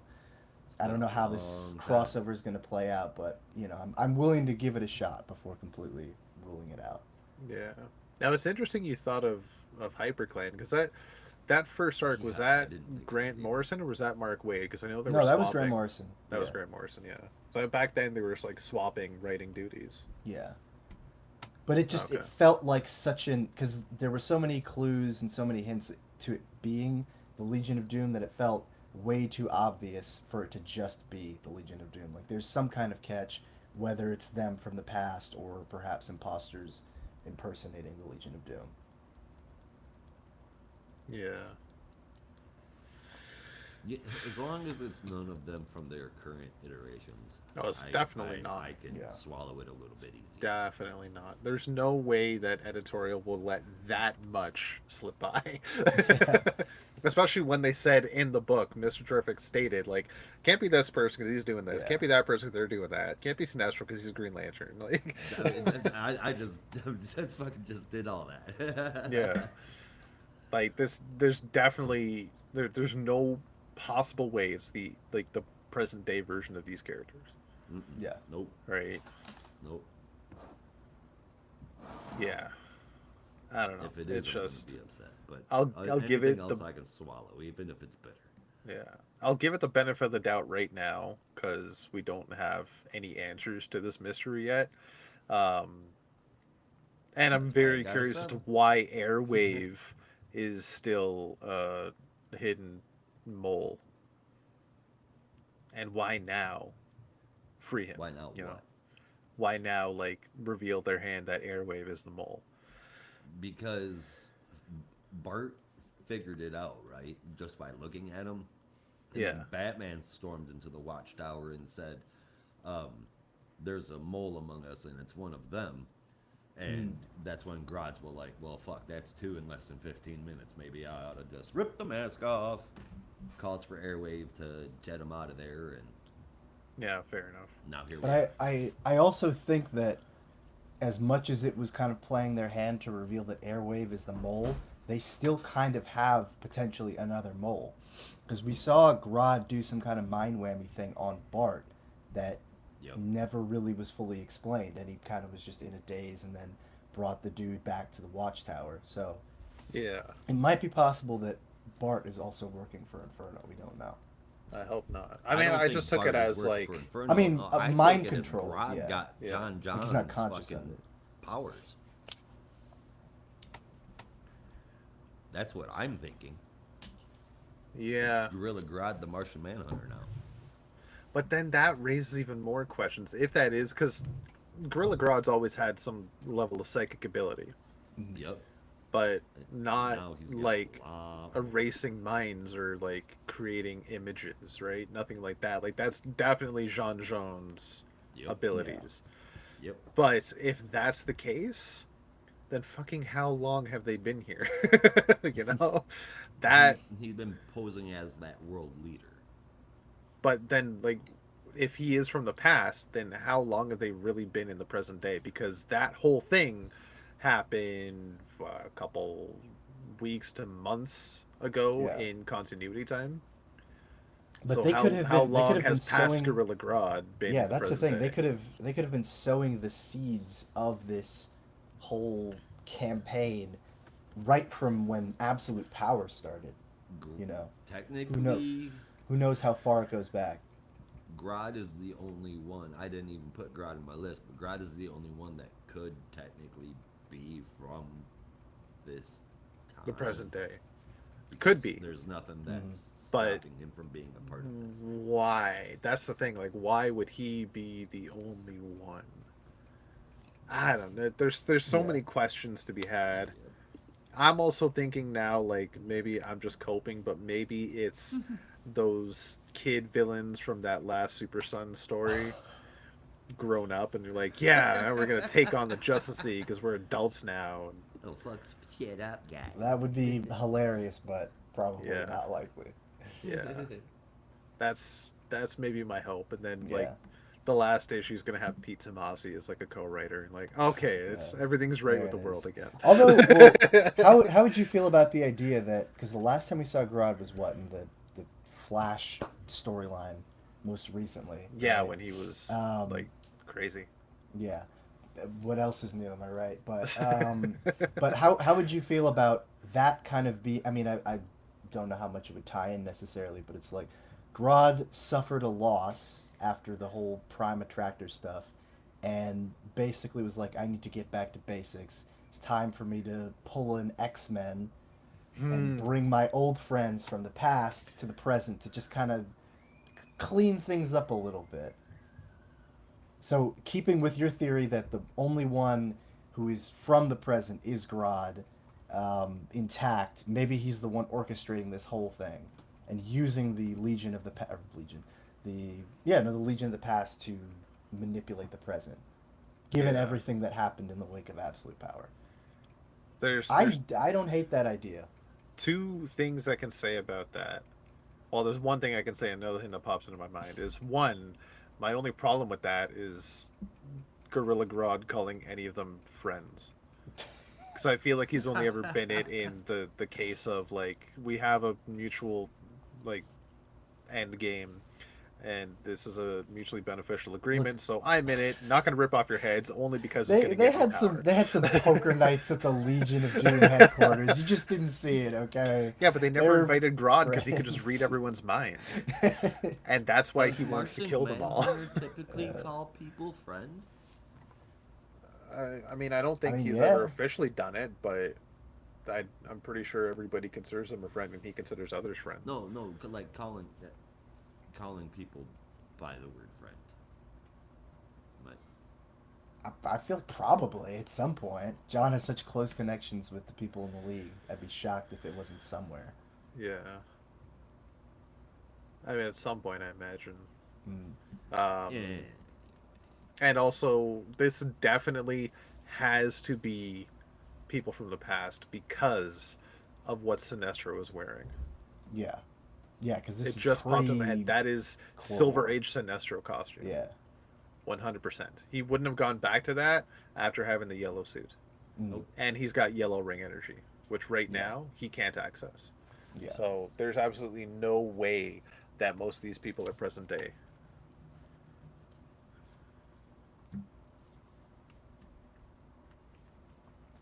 So, yeah, I guess there's that. And Scarecrow hasn't looked like that since BTOS. Yeah.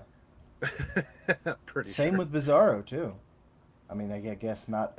The only time I can think of recently was that Bizarro storyline. But when did Yeah. that take place? Yeah. And he And doesn't on the have that cover, necklace that's got his Bizarro #1. Yeah. on the cover, not on the last page, it's not featured, but on the cover, we see Cheetah and Brainiac as well, and Solomon Grundy. Yeah. And But Riddler. they weren't on the last page. No. It doesn't mean they're not in the Legion, though. Yeah. Right. Like I think this is just a photo of the Legion of Doom in the past. Yeah. And the cover, it also says Ghosts of the Past. So Yeah, that would make sense. I just clued in on that. Yeah, so maybe maybe guaranteed these are Silver Age versions of these characters, but Mhm. well, I'll still have to see what the fuck's going on before I pass full judgment. For now, 8.25. Very good. Well, alright, alright, alright. All right. Up and away. Did y'all give your scores? Oh, didn't we? I thought we all did. If I did not, I gave it an 8.5 out of 10. Yeah, okay. I know Josh gave it a tentative 7, I think. Yes. No, not tentative. It's a 7. I'm not going to go back and change it. I do it all the Sucks time. on the next one, though. Oh, boy. All right, so we got Superman #24. Hell of a cover. I really like it. Gonna be honest, it's like well designed. Solid Dan Mora cover right there. God, is it ever? Definitely pin-up worthy. That's Superman. Yeah. If you have a version variant of this, just like Yeah. perfect for a poster. Though it's gonna make people question who the woman on the right is if they don't know the story. Yeah, you're right. Yeah. It's Lois and Angry Lois. Angry Lois. The story is also taking place in the Flash. All right. So yeah, Superman #24, titled Lex and Mercy. This is written by Joshua Williamson with art from Eddie Barrows and Eber Ferreira, colors from Alejandro Sanchez, letters from Ariana Maher, and the gorgeous cover you see from Dan Mora. We pick up where Clark and Lois are heading off to Supercorp before heading to the Daily Planet for work because they got called in by Mercy. They head there a little too early because Clark is a farmer boy at heart and find Lex and Mercy making out. They get interrupted and sheepishly try to brush past it. They called Superman there because they wanted to show him the future of Supercorp, that the team there has been very busy developing all sorts of new tech, and since it is a company and they have employees to pay, maybe they should take these to market. Clark is very much against that, as this technology could very easily fall into the wrong hands, and while it could be used to help people, he still doesn't feel it should be done for profit. Meanwhile, Mr. Terrific calls in and says we need help in Markovia, where there's an alien invasion. We need a heavy hitter because everybody else is busy. Lois says, let me do it. I'll go on a Justice League mission. You stay here and deal with Supercorp. So she flies off to join the Justice League, and this strike team includes herself, Hawkgirl, the Creeper, Vixen, the Beatles, Jaime, and Ted, and Mr. Terrific. Quite the fucking scene. I really like the Creeper. Creeper. I was like, what the hell? Yeah. It's an alien invasion for sure. Markovia is ablaze, so the team splits into smaller teams, and the aliens are actually the Khunds attacking yet again. So they split up, some saving civilians, some fighting the Khunds, and the other team trying to figure out what the hell is going on. And that team is Lois and the Creeper because they are the investigative journalists. I guess Mr. Terrific really thought hard about that one. So they get deep into business, get ambushed by some Khunds. They find a giant tank-like device. The Creeper decides to run in headfirst because he's the Creeper and he's crazy. Lois goes in after him. They stop the Khunds, and Lois finds, thanks to the Creeper, that one of the weapons that they are using is branded with none other than a Superman logo. Meanwhile, at Supercorp, Clark, Lena, and Luther are having not Lena. Yeah, Clark, Lena, Luther, and Mercy. I guess Lena was there. Sorry, the the gun with the Yeah. Supercorp logo. It's just something about that was so funny to me. This like insanely large, comically large gun, and has the little like Superman logo towards the barrel. Yeah. Right. It's very like Stark Enterprises bullshit. Yeah. Or even Yeah. like Batman or something. Like it's just a normal. It's like a normal plane, but it has a bat on it, so it's a bat Yeah. plane. And now this is a super gun because A it got a super super logo. gun. I think they actually did call it a super gun in this at some point. Um, right, so the a lot of them are talking about the future of Supercorp and what's going on. And since Superman is the owner, technically Supercorp belongs to him. It's all down to him. But before they can get to that answer, Metropolis PD, led by Chief Krakoa, shows up and arrests Lex Luthor because now that his memories are coming back, he is at fault for all his past crimes and needs to pay for them. Later on, Lena and Superman have a little chat by the window in an office where Lena is a little pissed that Clark was the one that told the police that Lex's memories are coming back, even though she's saying that he's not the one you should be watching. Mercy is the one lying directly to your face. And this is when Lois shows up saying, "You're right, we have a problem," holding the giant super gun she stole from the Kuns. So they confront Mercy right away. And that is when Mercy decides to reveal her cards, open a compartment in her chest, which reveals a kryptonite heart she took from Metallo, and then reveals finally that I might be doing this to help the world, but it's also the plan that Lex had. And if this Lex isn't going to do what needs to be done, then I'll just build a new one. And then she reveals another Superman clone, which, how do I describe this? It's bald like Lex, heat vision like Superman, in the black regeneration suit from Return of Superman in the 90s. Well, that's the thing. Is it Superman or is it just a clone of Lex? I thought it was just a clone of of Lex. Yeah, with Kryptonian Superman's DNA. power. Yeah. Yeah. But then this is technically Connor Kent 3.0. Yep. Yeah. Yeah. Yep. Technically. Just aged. Yeah. You're right. Yeah. Oh my god, I didn't even think of it like that. Yeah. It's just fucking crazy. Yeah. That is. Except they put I more guess emphasis on Lex because Connor looks like Clark. Yeah, literally just adult Connor Kent. Yeah. Biologically, anyway. Mm-hmm. Yeah, because there was Connor, and then there was, I can't remember his name, but the failed clone that was in Yeah. the Earth 3 nonsense. Suicide Squad. Yeah. Match. Yeah. Is it Match? Actually, yeah, you might be right. It's a match. Match. They ended up looking a little more bizarro than anything else. Yes. Yeah. And now this one. I don't remember if there's any other Connor clones, but yeah, this is basically Connor Kent 3.0. Dude, my figure brain immediately saw that last splash page and was like, I want it. I want it. I want the Lex in the black suit in the Right, resurrection. I'm gonna be honest with you. Yeah, that would be so cool. Honestly, I want it. very easy to make a custom on. You just swap the head, but Yeah. I don't blame you. Like I would pay for. Well, Lex honestly, in I kind of recovery want suit. it with the red The eyes. laser eyes. Yeah. Yeah. That's honestly really fucking cool design.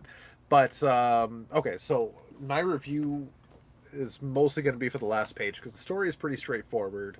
The bulk of it is Lois on a Justice League mission and eventually ties back into what's going on with Mercy, and that all takes place in the last 3 pages. So the last 3 pages is going to be the bulk of this review because that's where the meat potatoes of the story is. Now, I can understand on 2 fronts because I both enjoyed it and disliked it at the same time. So I can understand why people would hate this story, this reveal, and why people would also enjoy it. On one hand, I enjoy it because it's dope as fuck. It's like you shut off your brain and you're like, holy crap, is Alexis a Superman again? He's got the variant suit on. It's, oh my god, it's like, what is going on? But then you like the hype calms down, you think about it, you're like, what the fuck is Lex doing in the variant suit? Why does Mercy like? What the fuck is going? Why Lex is no? God damn it! Things are going so well. I just I take solace in the fact that it's not necessarily that Lex is the one that's doing the evil deeds here. It's all Mercy. And I know she says that it's a plan that Lex had, but it's not necessarily Lex is the one doing this. It might just be all Mercy. So I'm maybe coping with that right now. That maybe, just maybe, he's going to stick with some character development for Lex, and Lex is not going full asshole again. And this is all just Mercy playing her own hand in wanting her old boss back. I don't fucking know. We'll have to see. But I can definitely understand why people would hate this choice because I'm not 100% in love with it either. Despite the fact that I agree with you, Brandon, I want to fucking figure that. I did make me go, holy shit, when I turned the page and saw the last page. And next issue, 25th issue, is going to be supposedly a massive issue. So we'll have to see what happens. There's going to be a lot of story coming next issue. Yeah. So we'll have to see. I don't even know how to score it. I really don't. I think for now I'm just going to give it an 8. Because I find it interesting. I'm just not in love with it. Right? The bulk of the bulk of the issue was quite interesting. Lois working with the Justice League, that was cool. That was really fucking cool. I like seeing that. But that's all I got. Yeah, so I'm gonna give it an 8. Ugh, yeah, I never more have I agreed with your review on this one because on the one hand, the 12-year-old in me is like I see the last page and I'm just like, ooh, Super Lex. Ooh, I can't wait for next issue. But I can't help but feel like this is just, I don't know. I don't want to sound too much like, I don't want to sound too much like curmudgeonly Josh, who's gonna complain about Williamson. But there is the part of me that's like, they really have been building to the Lex Luthor's coming back. Like this is the turning point, which I felt like was kind of premature because they'd only really started to tease at him regaining his memories, and then they had that special that came out, and then this just felt like such an ass pull out of left field turn that I don't know. I'm not disappointed. I'm just it feels so whack. I don't really know how to feel, except the other part of my brain that's like, no, but this is cool though, because Lex looks cool, and I can't wait to see my action figures fight in issue 25. So yeah, I don't know. I'll give this one like a 7.5 out of 10. It's a very odd issue. I almost want to give it 2 scores.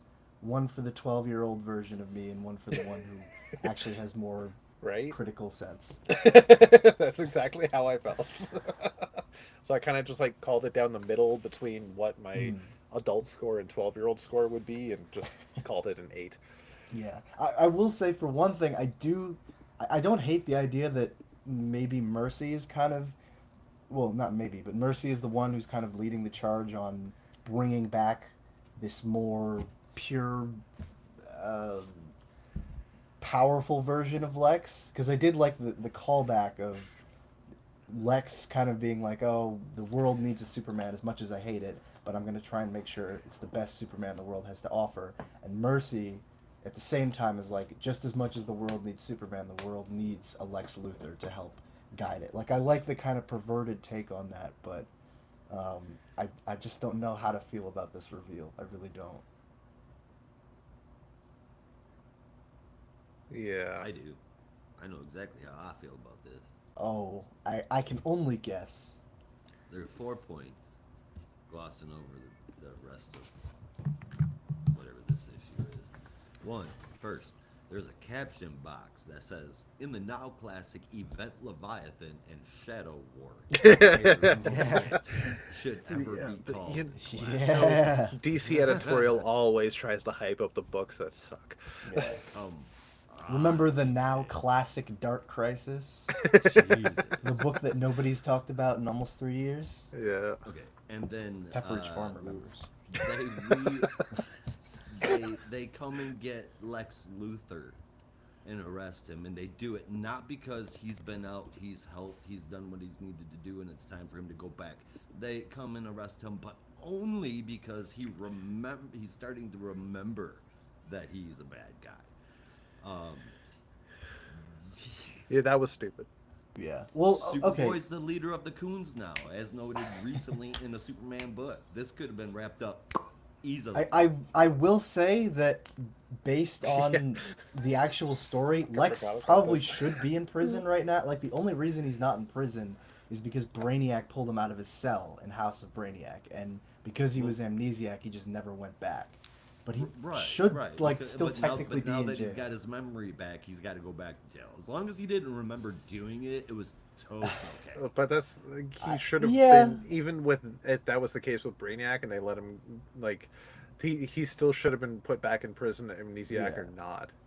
Right? I get it's hard when you don't really remember anything and you don't really know what's going on, and all of a sudden you're like, we got to put you in prison because your true self committed a shit ton of crimes.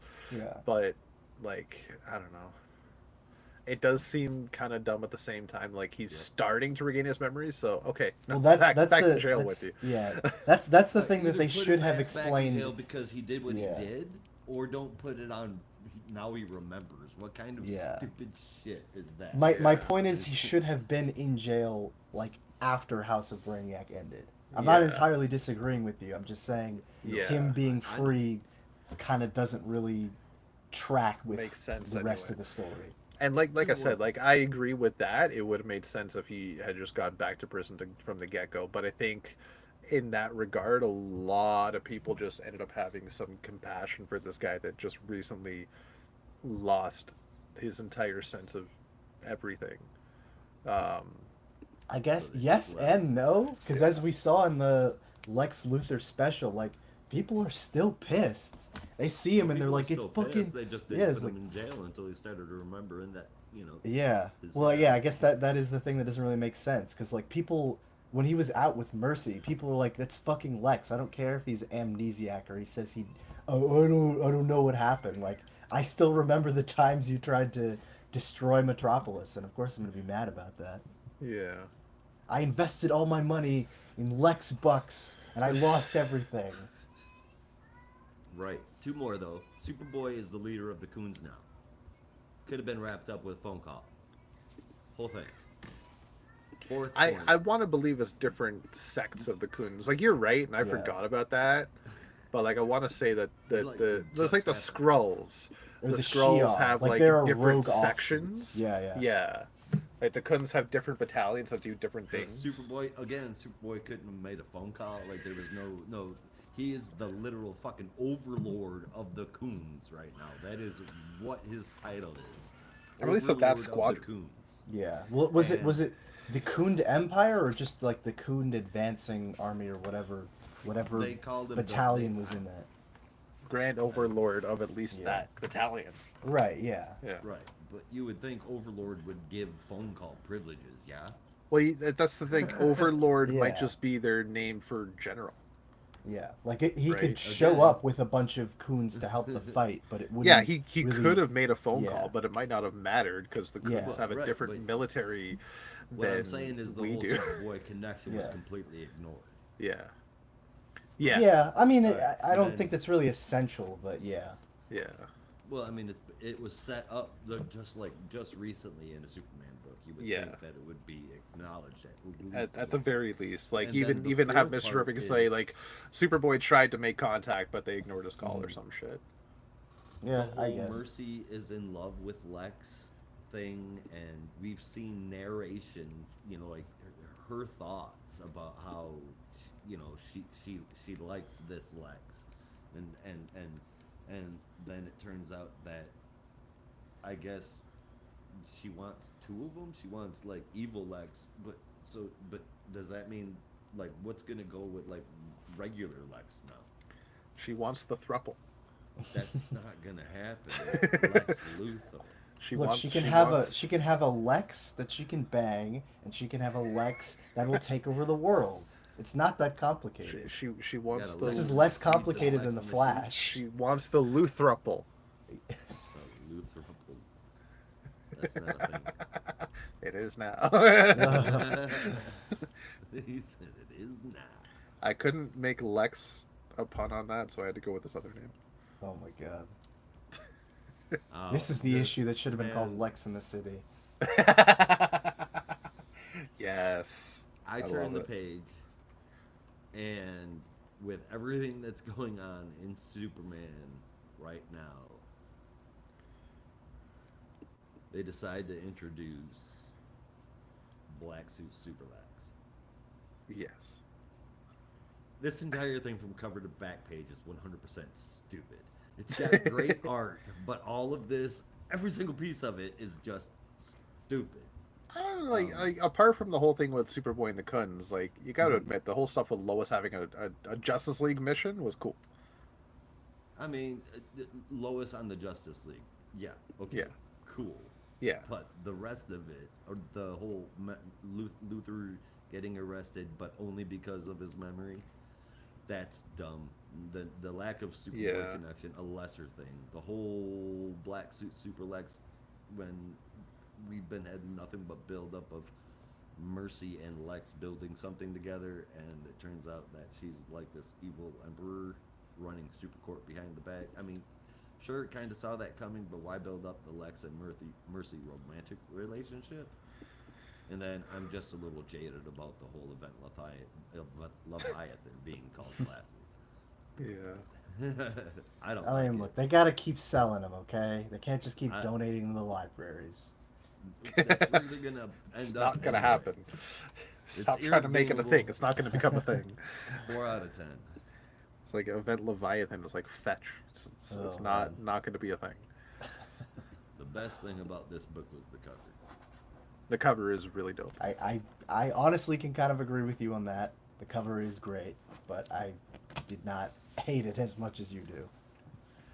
I gotta admit though, knowing how the story progressed at this point, the subtitle "A War on Two Fronts," kind of a misnomer because it ended up being the same war.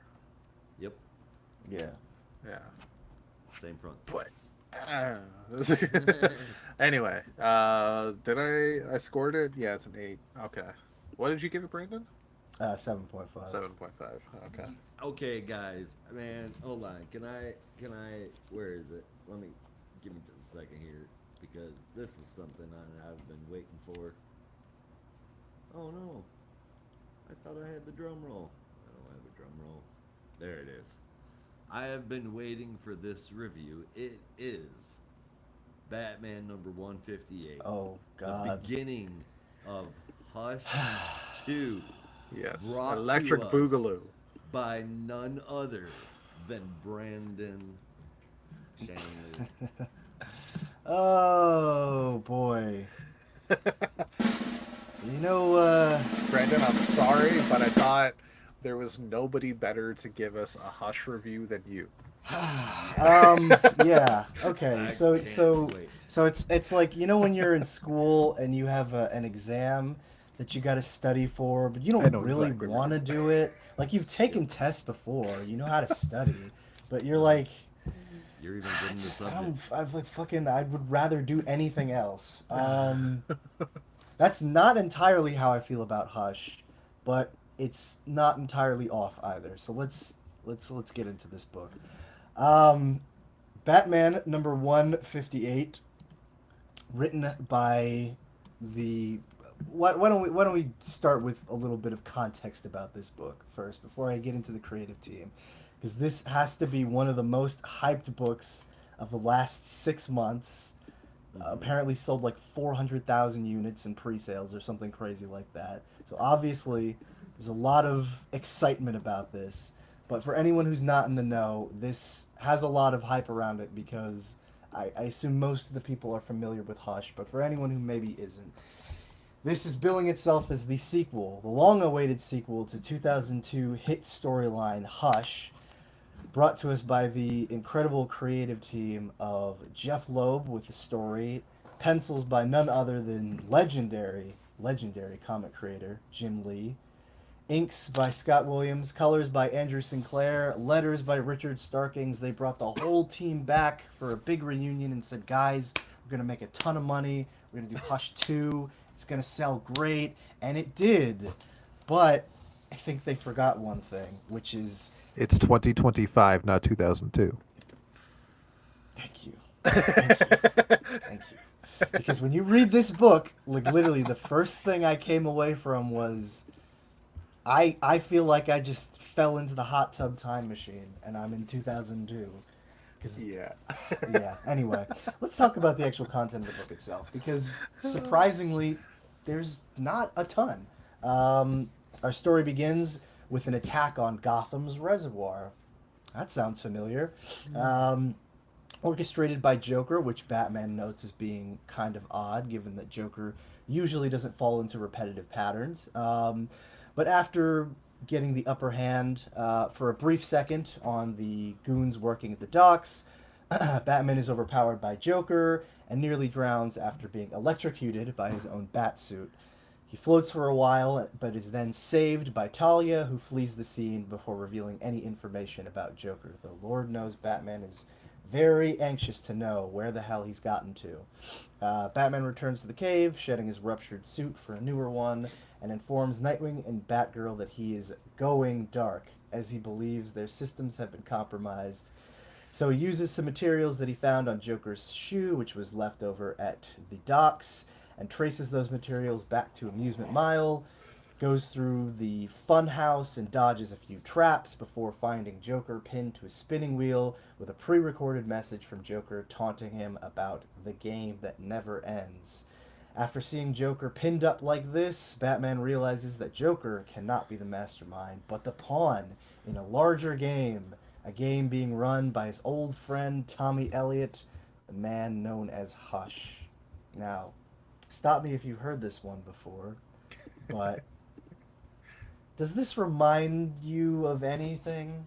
Anything at all? A story that you maybe read 20 years ago, except less effective, less pizzazz, and honestly not as interesting? Because I don't know about you, but that's exactly how I felt reading this one. Man, unlike our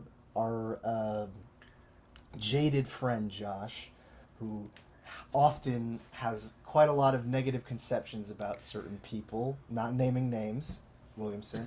I usually try and go into a new story with a sense of optimism, right? Like, this is an obvious cash grab. It feels so lazy, right? But I want to believe that I could read a sequel to Hush, even though there's been a few at this point, and walk away from it being like, that was awesome. Like, I'm so excited that they're back on the book, and it's just as entertaining as Hush was the first time I read it. But it's not. It's really not. And I don't know, it felt so underwhelming of a first issue. Like, things happen, there's like moments, there's brief moments where I'm like, I feel it again. I feel like I'm reading that first issue of Hush where Batman's going through the sewers and he rescues the kid from Killer Croc. Like, it was almost there, but then I'm reminded of how dated this book is, especially with one particular line from, I think it was Nightwing, who says, aren't there like 14 Robins and 5 Batgirls? And I'm like, that is the comment that only someone who has not worked in the Bat books for 20 years could make. Clearly, this is meant to be let's just throw all that shit out there and try and make something clean. But yeah, for as much as I wanted to go into this and be excited and, I don't know, have a positive opinion on something that I thought was totally uninspired, it really wasn't. And the only saving grace for this was Jim Lee's art, which, if I can be honest, and I can feel Josh getting ready to yell at me, I love Jim Lee. I really do. Like, that was one of the first names, when I really got back into comics, it was like one of the first names I picked up on, because one of my friends is super into Jim Lee.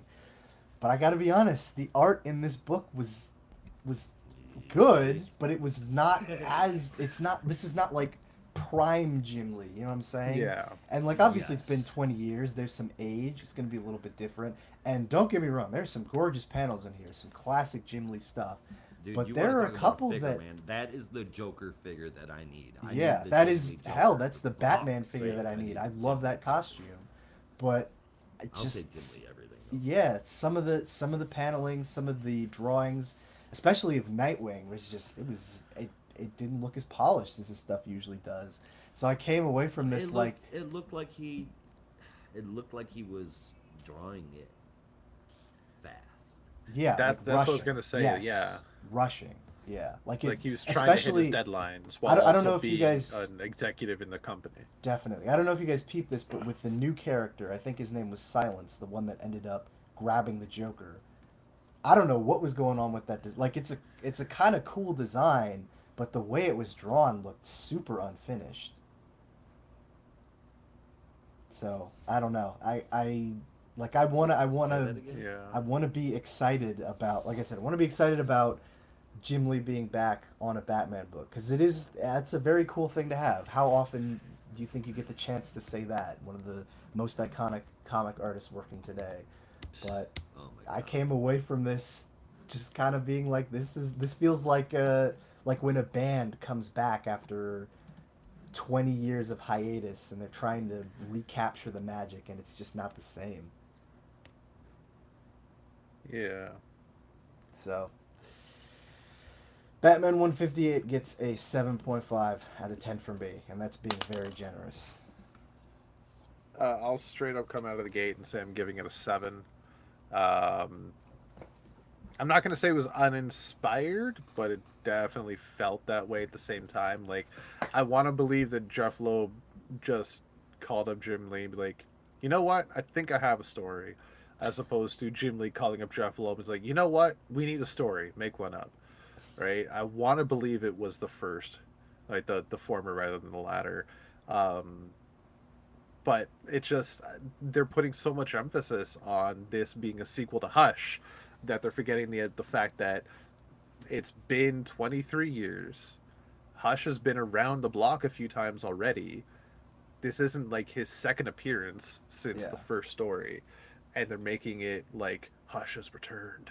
Tommy Elliott is back. Like, yeah, he's been back for 23 fucking years. He was in Yeah. Catwoman 3 months ago. So, Like, so And I as I will said, say there have been plenty that his of return direct was hinted follow-ups to that story. It yeah, kills me every time because like yeah, I know they probably don't even know and they don't care. But like if I was Paul Dini and I saw this and I was like they're billing this as like the true sequel to Hush, I'd feel like I got slapped in the face because like all the yeah, Heart of Hush stuff that people actually like that they're like this actually gives Tommy Elliott a bit more dimension just right, completely is like, fuck off. No one cares because no one read that book, and it yeah. wasn't drawn by Jim Lee.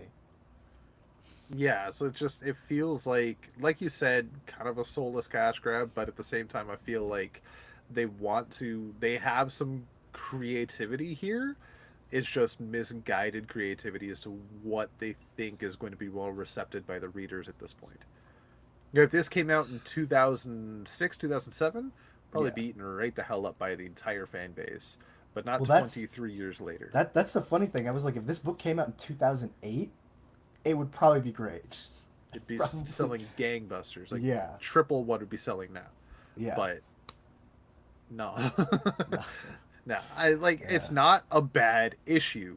It's No. just I don't when know. you're making it a big deal to be a sequel to a 23-year-old story that the DC's put so much emphasis on that one fucking story. It's like their most published Batman story of all time. How many reprints of Batman Hush have they done in 23 years compared to like 23. Nightfall? God knows. Yeah. Like, The only book I think any is other more Batman printed than story. that is The Killing Joke and probably Dark Knight Returns. Yeah, Oh yeah. Yep. yeah.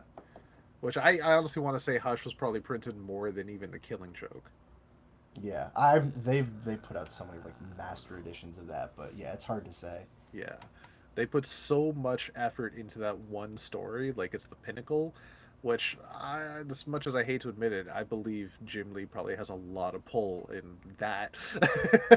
But now they're doing this. Yes. They're just like, I think they're highly misguided in how receptive this story is going to be. Yeah. Right, and that's ultimately the problem. I don't think it's going to be a bad story.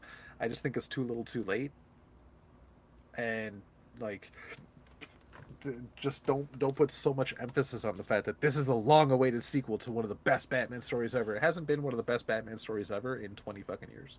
I mean, let's be honest, it never was. It was a very good, a very solid Batman story up until the last two issues. We Yeah. don't talk about that. But even beyond that, I think, like you said, a lot of the credit that the book gets comes down to Jim Lee. Yeah. So, I don't know. We'll have to see. Jeff Loeb is what I would call a polarizing writer in the comics industry, and I don't think that's much of an argument. Because, like, yeah, he has had some pretty good stories over the years, but he's also had some pretty crazy fucking ideas, like Red Hulk. It's interesting to hear you say that, because arguably his most polarizing story, his Ultimatum, is one that you love, and that gets me every time. I don't love it, but I enjoy it. I've enjoyed it. I think it was good. I can't understand, but yeah. Yeah. So you've been suspiciously quiet, Josh. So I don't know where this review is gonna go. Did I give my score? Did you? Oh, my bad. Oh no, I think I did, but now I don't remember what the fuck I gave. Oh wait, I think you said 7 out of 10. 7. Right? Yeah, 7. Yeah. Okay. Yeah, I'm good. Oh boy, I can't wait for this. Yeah. I'm scared and excited at the same time. Pins and needles, I suppose. Okay. All right. Batman 158. Hush 2. First run. Hush. It's like my dad about to read my report card. Like, I don't know what to expect. Before we get into that, I just realized I didn't actually say anything about the story, and I will say it's because the story felt so similar to the first Hush. It's not much to fucking talk about. And also, not a lot happens. Not a lot happens. That's why it's more so about the credibility of the story as opposed to the actual story. Yeah. That's all I wanted to just put that out there as a cliff note. Sorry, so, go on. We record the show on a Thursday. Yeah. That's one day after the books come out, so we've been cramming. That's why I've laid off the honorable mentions. I haven't stopped reading them. I just read them later on throughout the week. I have been enjoying The Long Halloween for a while. This last chapter has been phenomenal since it started.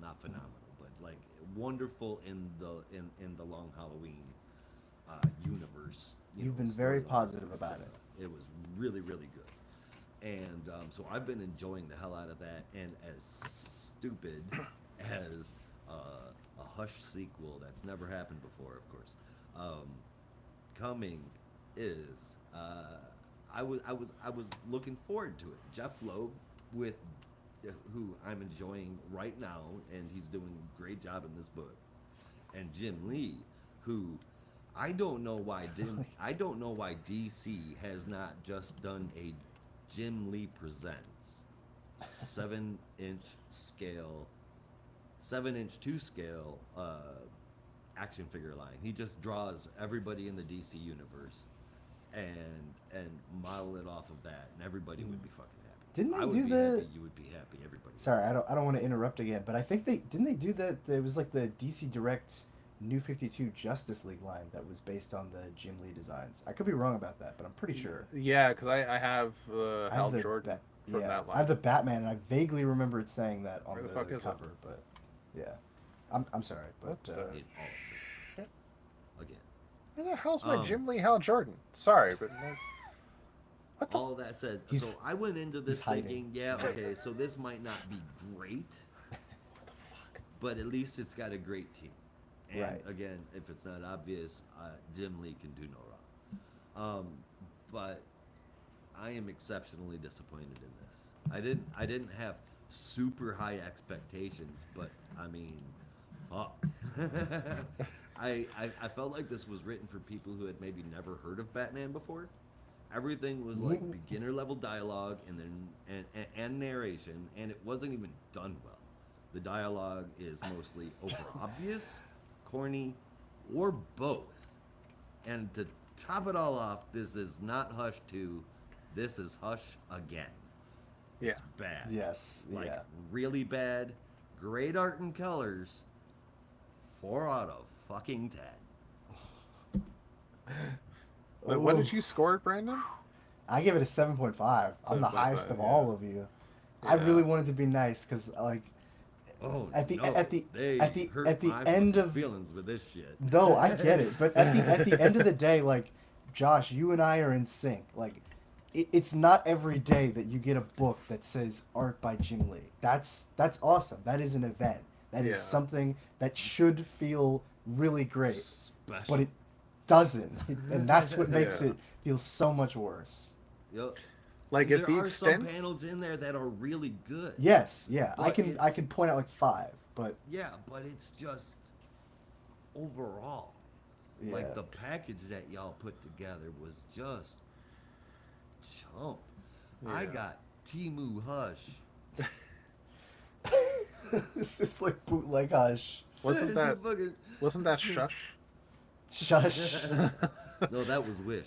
That was This is Timu. That was Hush by Wish. God.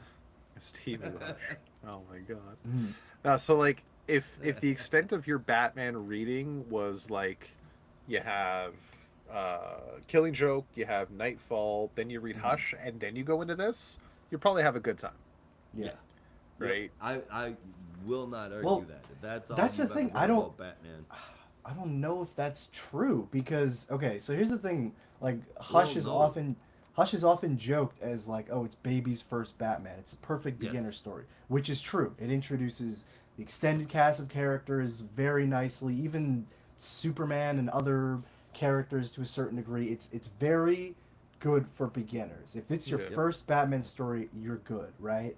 But that doesn't work in a sequel because it's predicated on the idea that you've already read Hush. So you don't need reintroductions for a bunch of people you already fucking know. Yeah.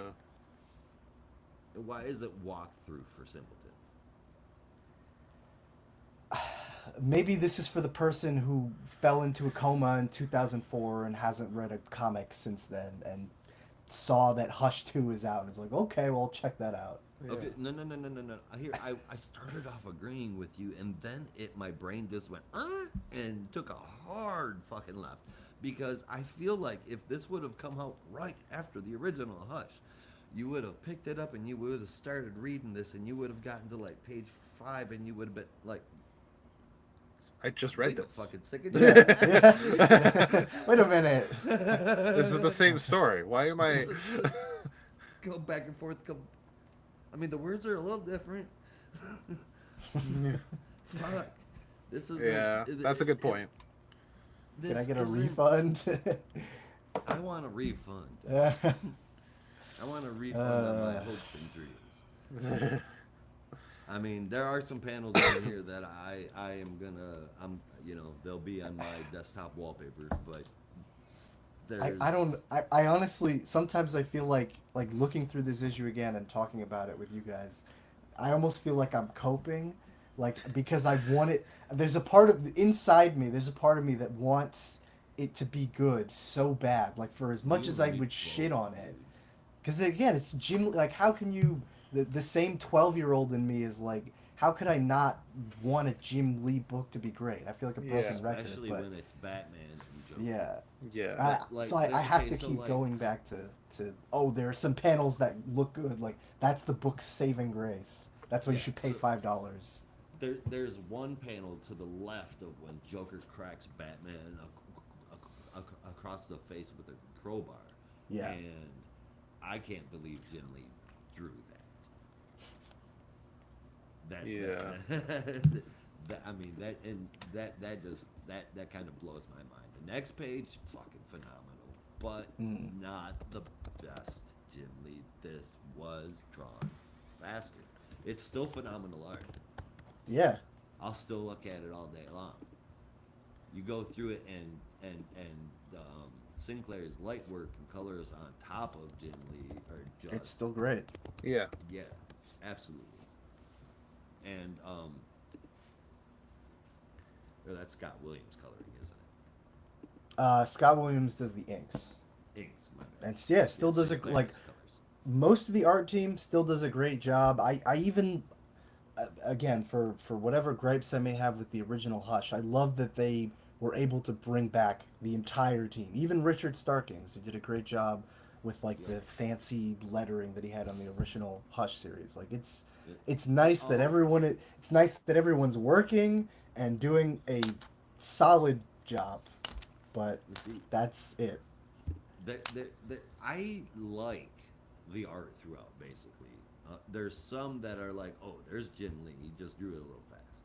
And Yeah. those are really good. And then there's some where like, I can't believe Jim Lee drew that. The one of those panels is where Talia is giving him mouth to mouth, and it looks like he's kind of almost folded in on himself a little bit. Yeah. His body positioning and proportions are really weird, like Diodato weird. Yeah. Do you see what I'm talking Yeah. about? Like the way his arms are rolled and His leg fucking positioning muscles. is kind of awkward. Yeah. Yeah. Yeah, there was but then one panel. This was, I think, maybe the not the most egregious, but the one where I was like, ooh, whatever anatomy you had perfected in the past, it's starting to come loose because there's a moment where Batman crashes through a mirror, and like you see, it's like a full body shot, and it looks cool, but when you look at it a little bit closer, it's a little the anatomy is just a little chunky, and it completely throws it off. Yeah. Almost looks like DKR Batman, like the one that Josh hates. Except I am now in the hating seat. yeah, you're right. Like, it's That funny is- you that mentioned is that way because, too like, thick going for- through the art again, I was seeing a bit of DKR Yeah, in this as well. I'm just like, this is actually a damn shame. Yeah. which would See, be as fine you if get that later was in the the issue, you get less detailed Batman. Like he Yes, yeah. almost like he drew it from front to back. yeah. And just the face starts to go wrong with him, and then you get less details on it, and then he's drawing his legs twice the size as his torso. But I will also turn around and say again, I'll remind that I do enjoy most of it. Some of it is just bad. Yeah, it's From like you Jim said, Lee, it's just from Jim Lee. rushed, and that's I And- think the disappointing thing. For as much hype as this got, I expected artistically, maybe not story wise, but artistically, I expected like top tier because I know he still has it in him. Hell yeah. And if you doubt it, look at the torture scene. Mm. Because I think that is great Jim Lee right there. Yeah. Fantastic. Yeah, there's some really good stuff in those Every pages. torture scene. Yeah, But Like, the Joker looked great, I want to say, throughout. yeah, yep, It's the rest that Yep. kind of fell apart. the Batman is what fell apart, and that's Yeah. the part that that's the makes draw. it fall. Yeah. You Uh, see what I mean? Like everything Yeah. else, it was like he's like, I almost feel like it's like, well, I got Batman. I'm gonna draw everything else first, front to back, and then go in and fill Batman in later. And like he started getting his ass tired. Yeah. And I Yeah. hope to God that this isn't gonna result in delays in the monthly Batman issue. I mean, supposedly the work is already done, so I think it's going to come out on time because they really wanted to make sure there weren't going to be any delays because I know Jim Lee's kind of notorious for that. But if all the art looks like this, I don't know. Yeah. You say, do you know how to make sure a book never comes out? I wish I did. You don't know how to make sure. I know how to make sure a book never comes out. Oh, how's that? Brought to you by the creative team of Jeff Johns and Jim Lee. I knew you were going to say something like that. Well, the joke's It'll on never you. I come wasn't out. reading Justice League when it came out, so I don't know It'll how never come delayed out. that book was.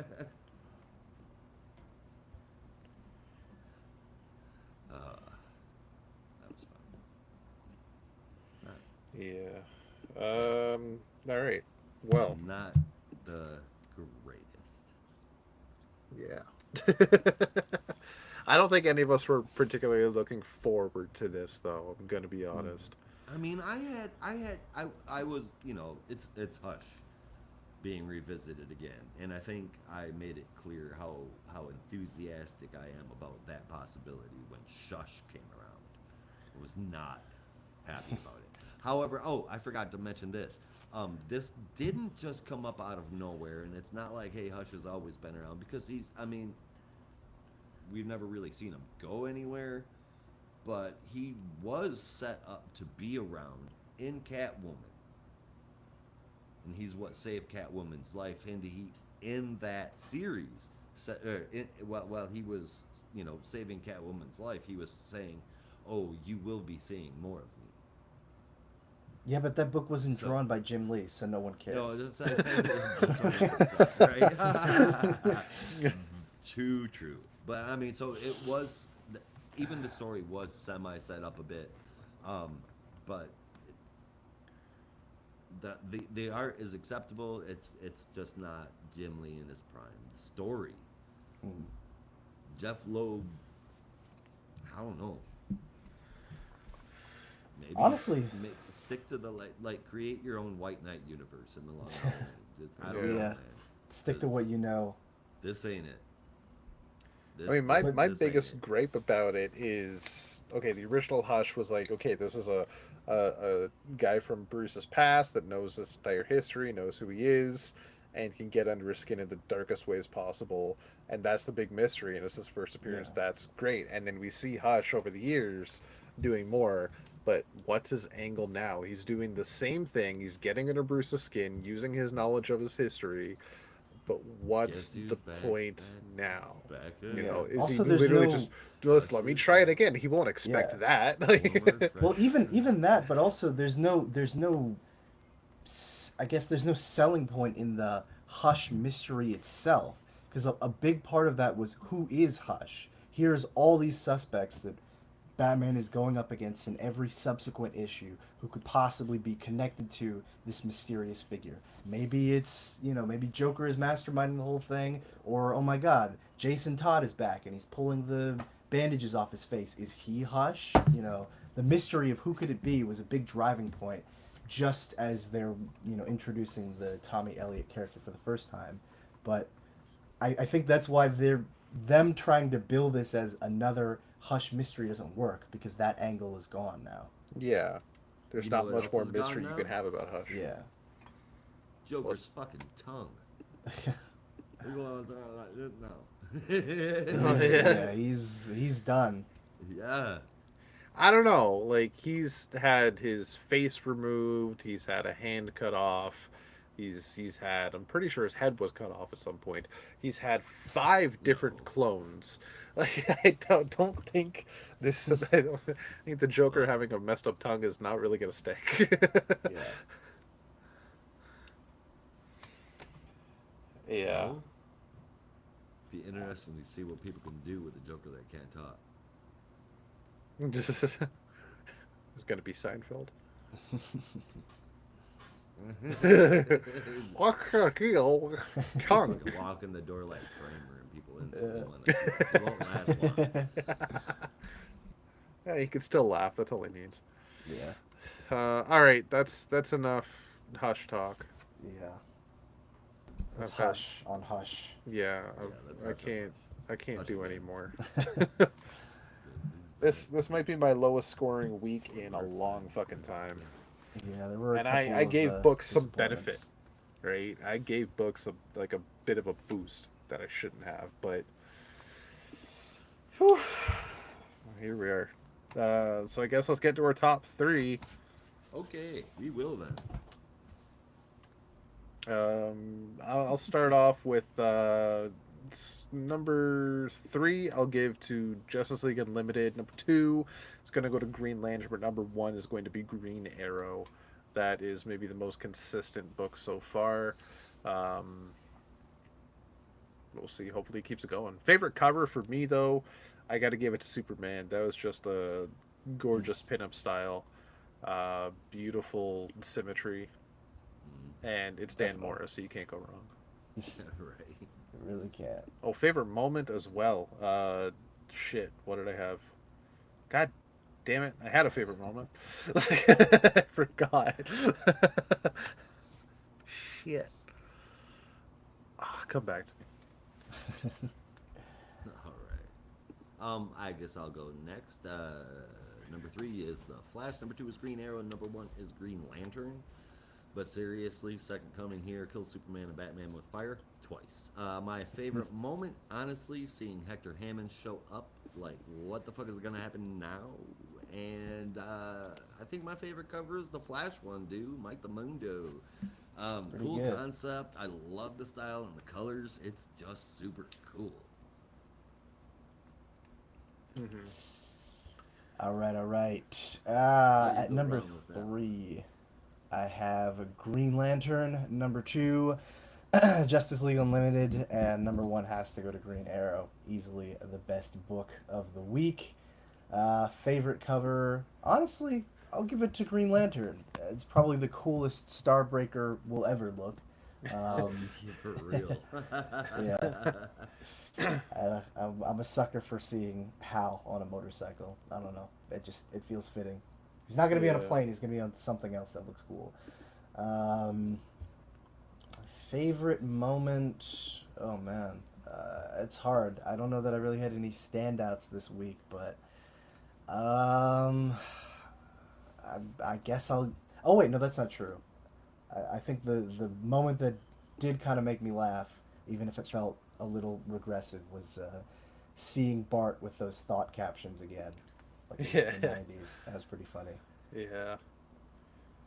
I just gotta look it up. I remember my favorite moment was going to be about Hector Hammond, but I thought of another. I thought Right. of another one as we were doing the reviews, and I forgot to write it down. Yeah. So I had to stay with Hector Hammond. For me, it's going to be my follow up is going to be, yeah, in Justice League, Batman, Atom, and Jean in the Atom Project lab, and Batman being his usual self, and Jean's like, chilled, and Ray's like, yeah, we all know how unrelenting Batman can be when he wants something, and it's just like I read that as like he's saying that with the most sloppiest sarcasm ever, like it's dripping from his tongue. I'm sure Ray's had to put up with too much shit from Batman to even care at this point. It's just like, yeah. Whatever, dude. You're always making demands. I'm still here, though. And he didn't stop working the entire time. It's like, all right, just shut up. I'll get to my point. Yeah.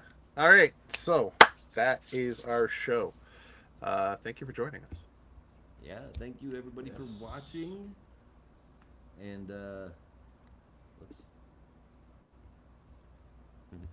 thank you everybody for watching. That is the show. We will be back next week with DC's weekly releases. Same geek time, same geek channel.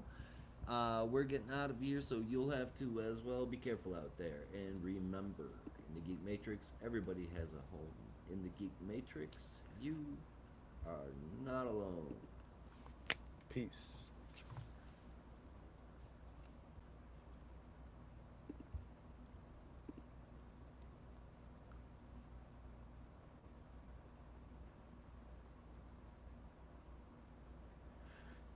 All right, Brandon, how do you feel about running through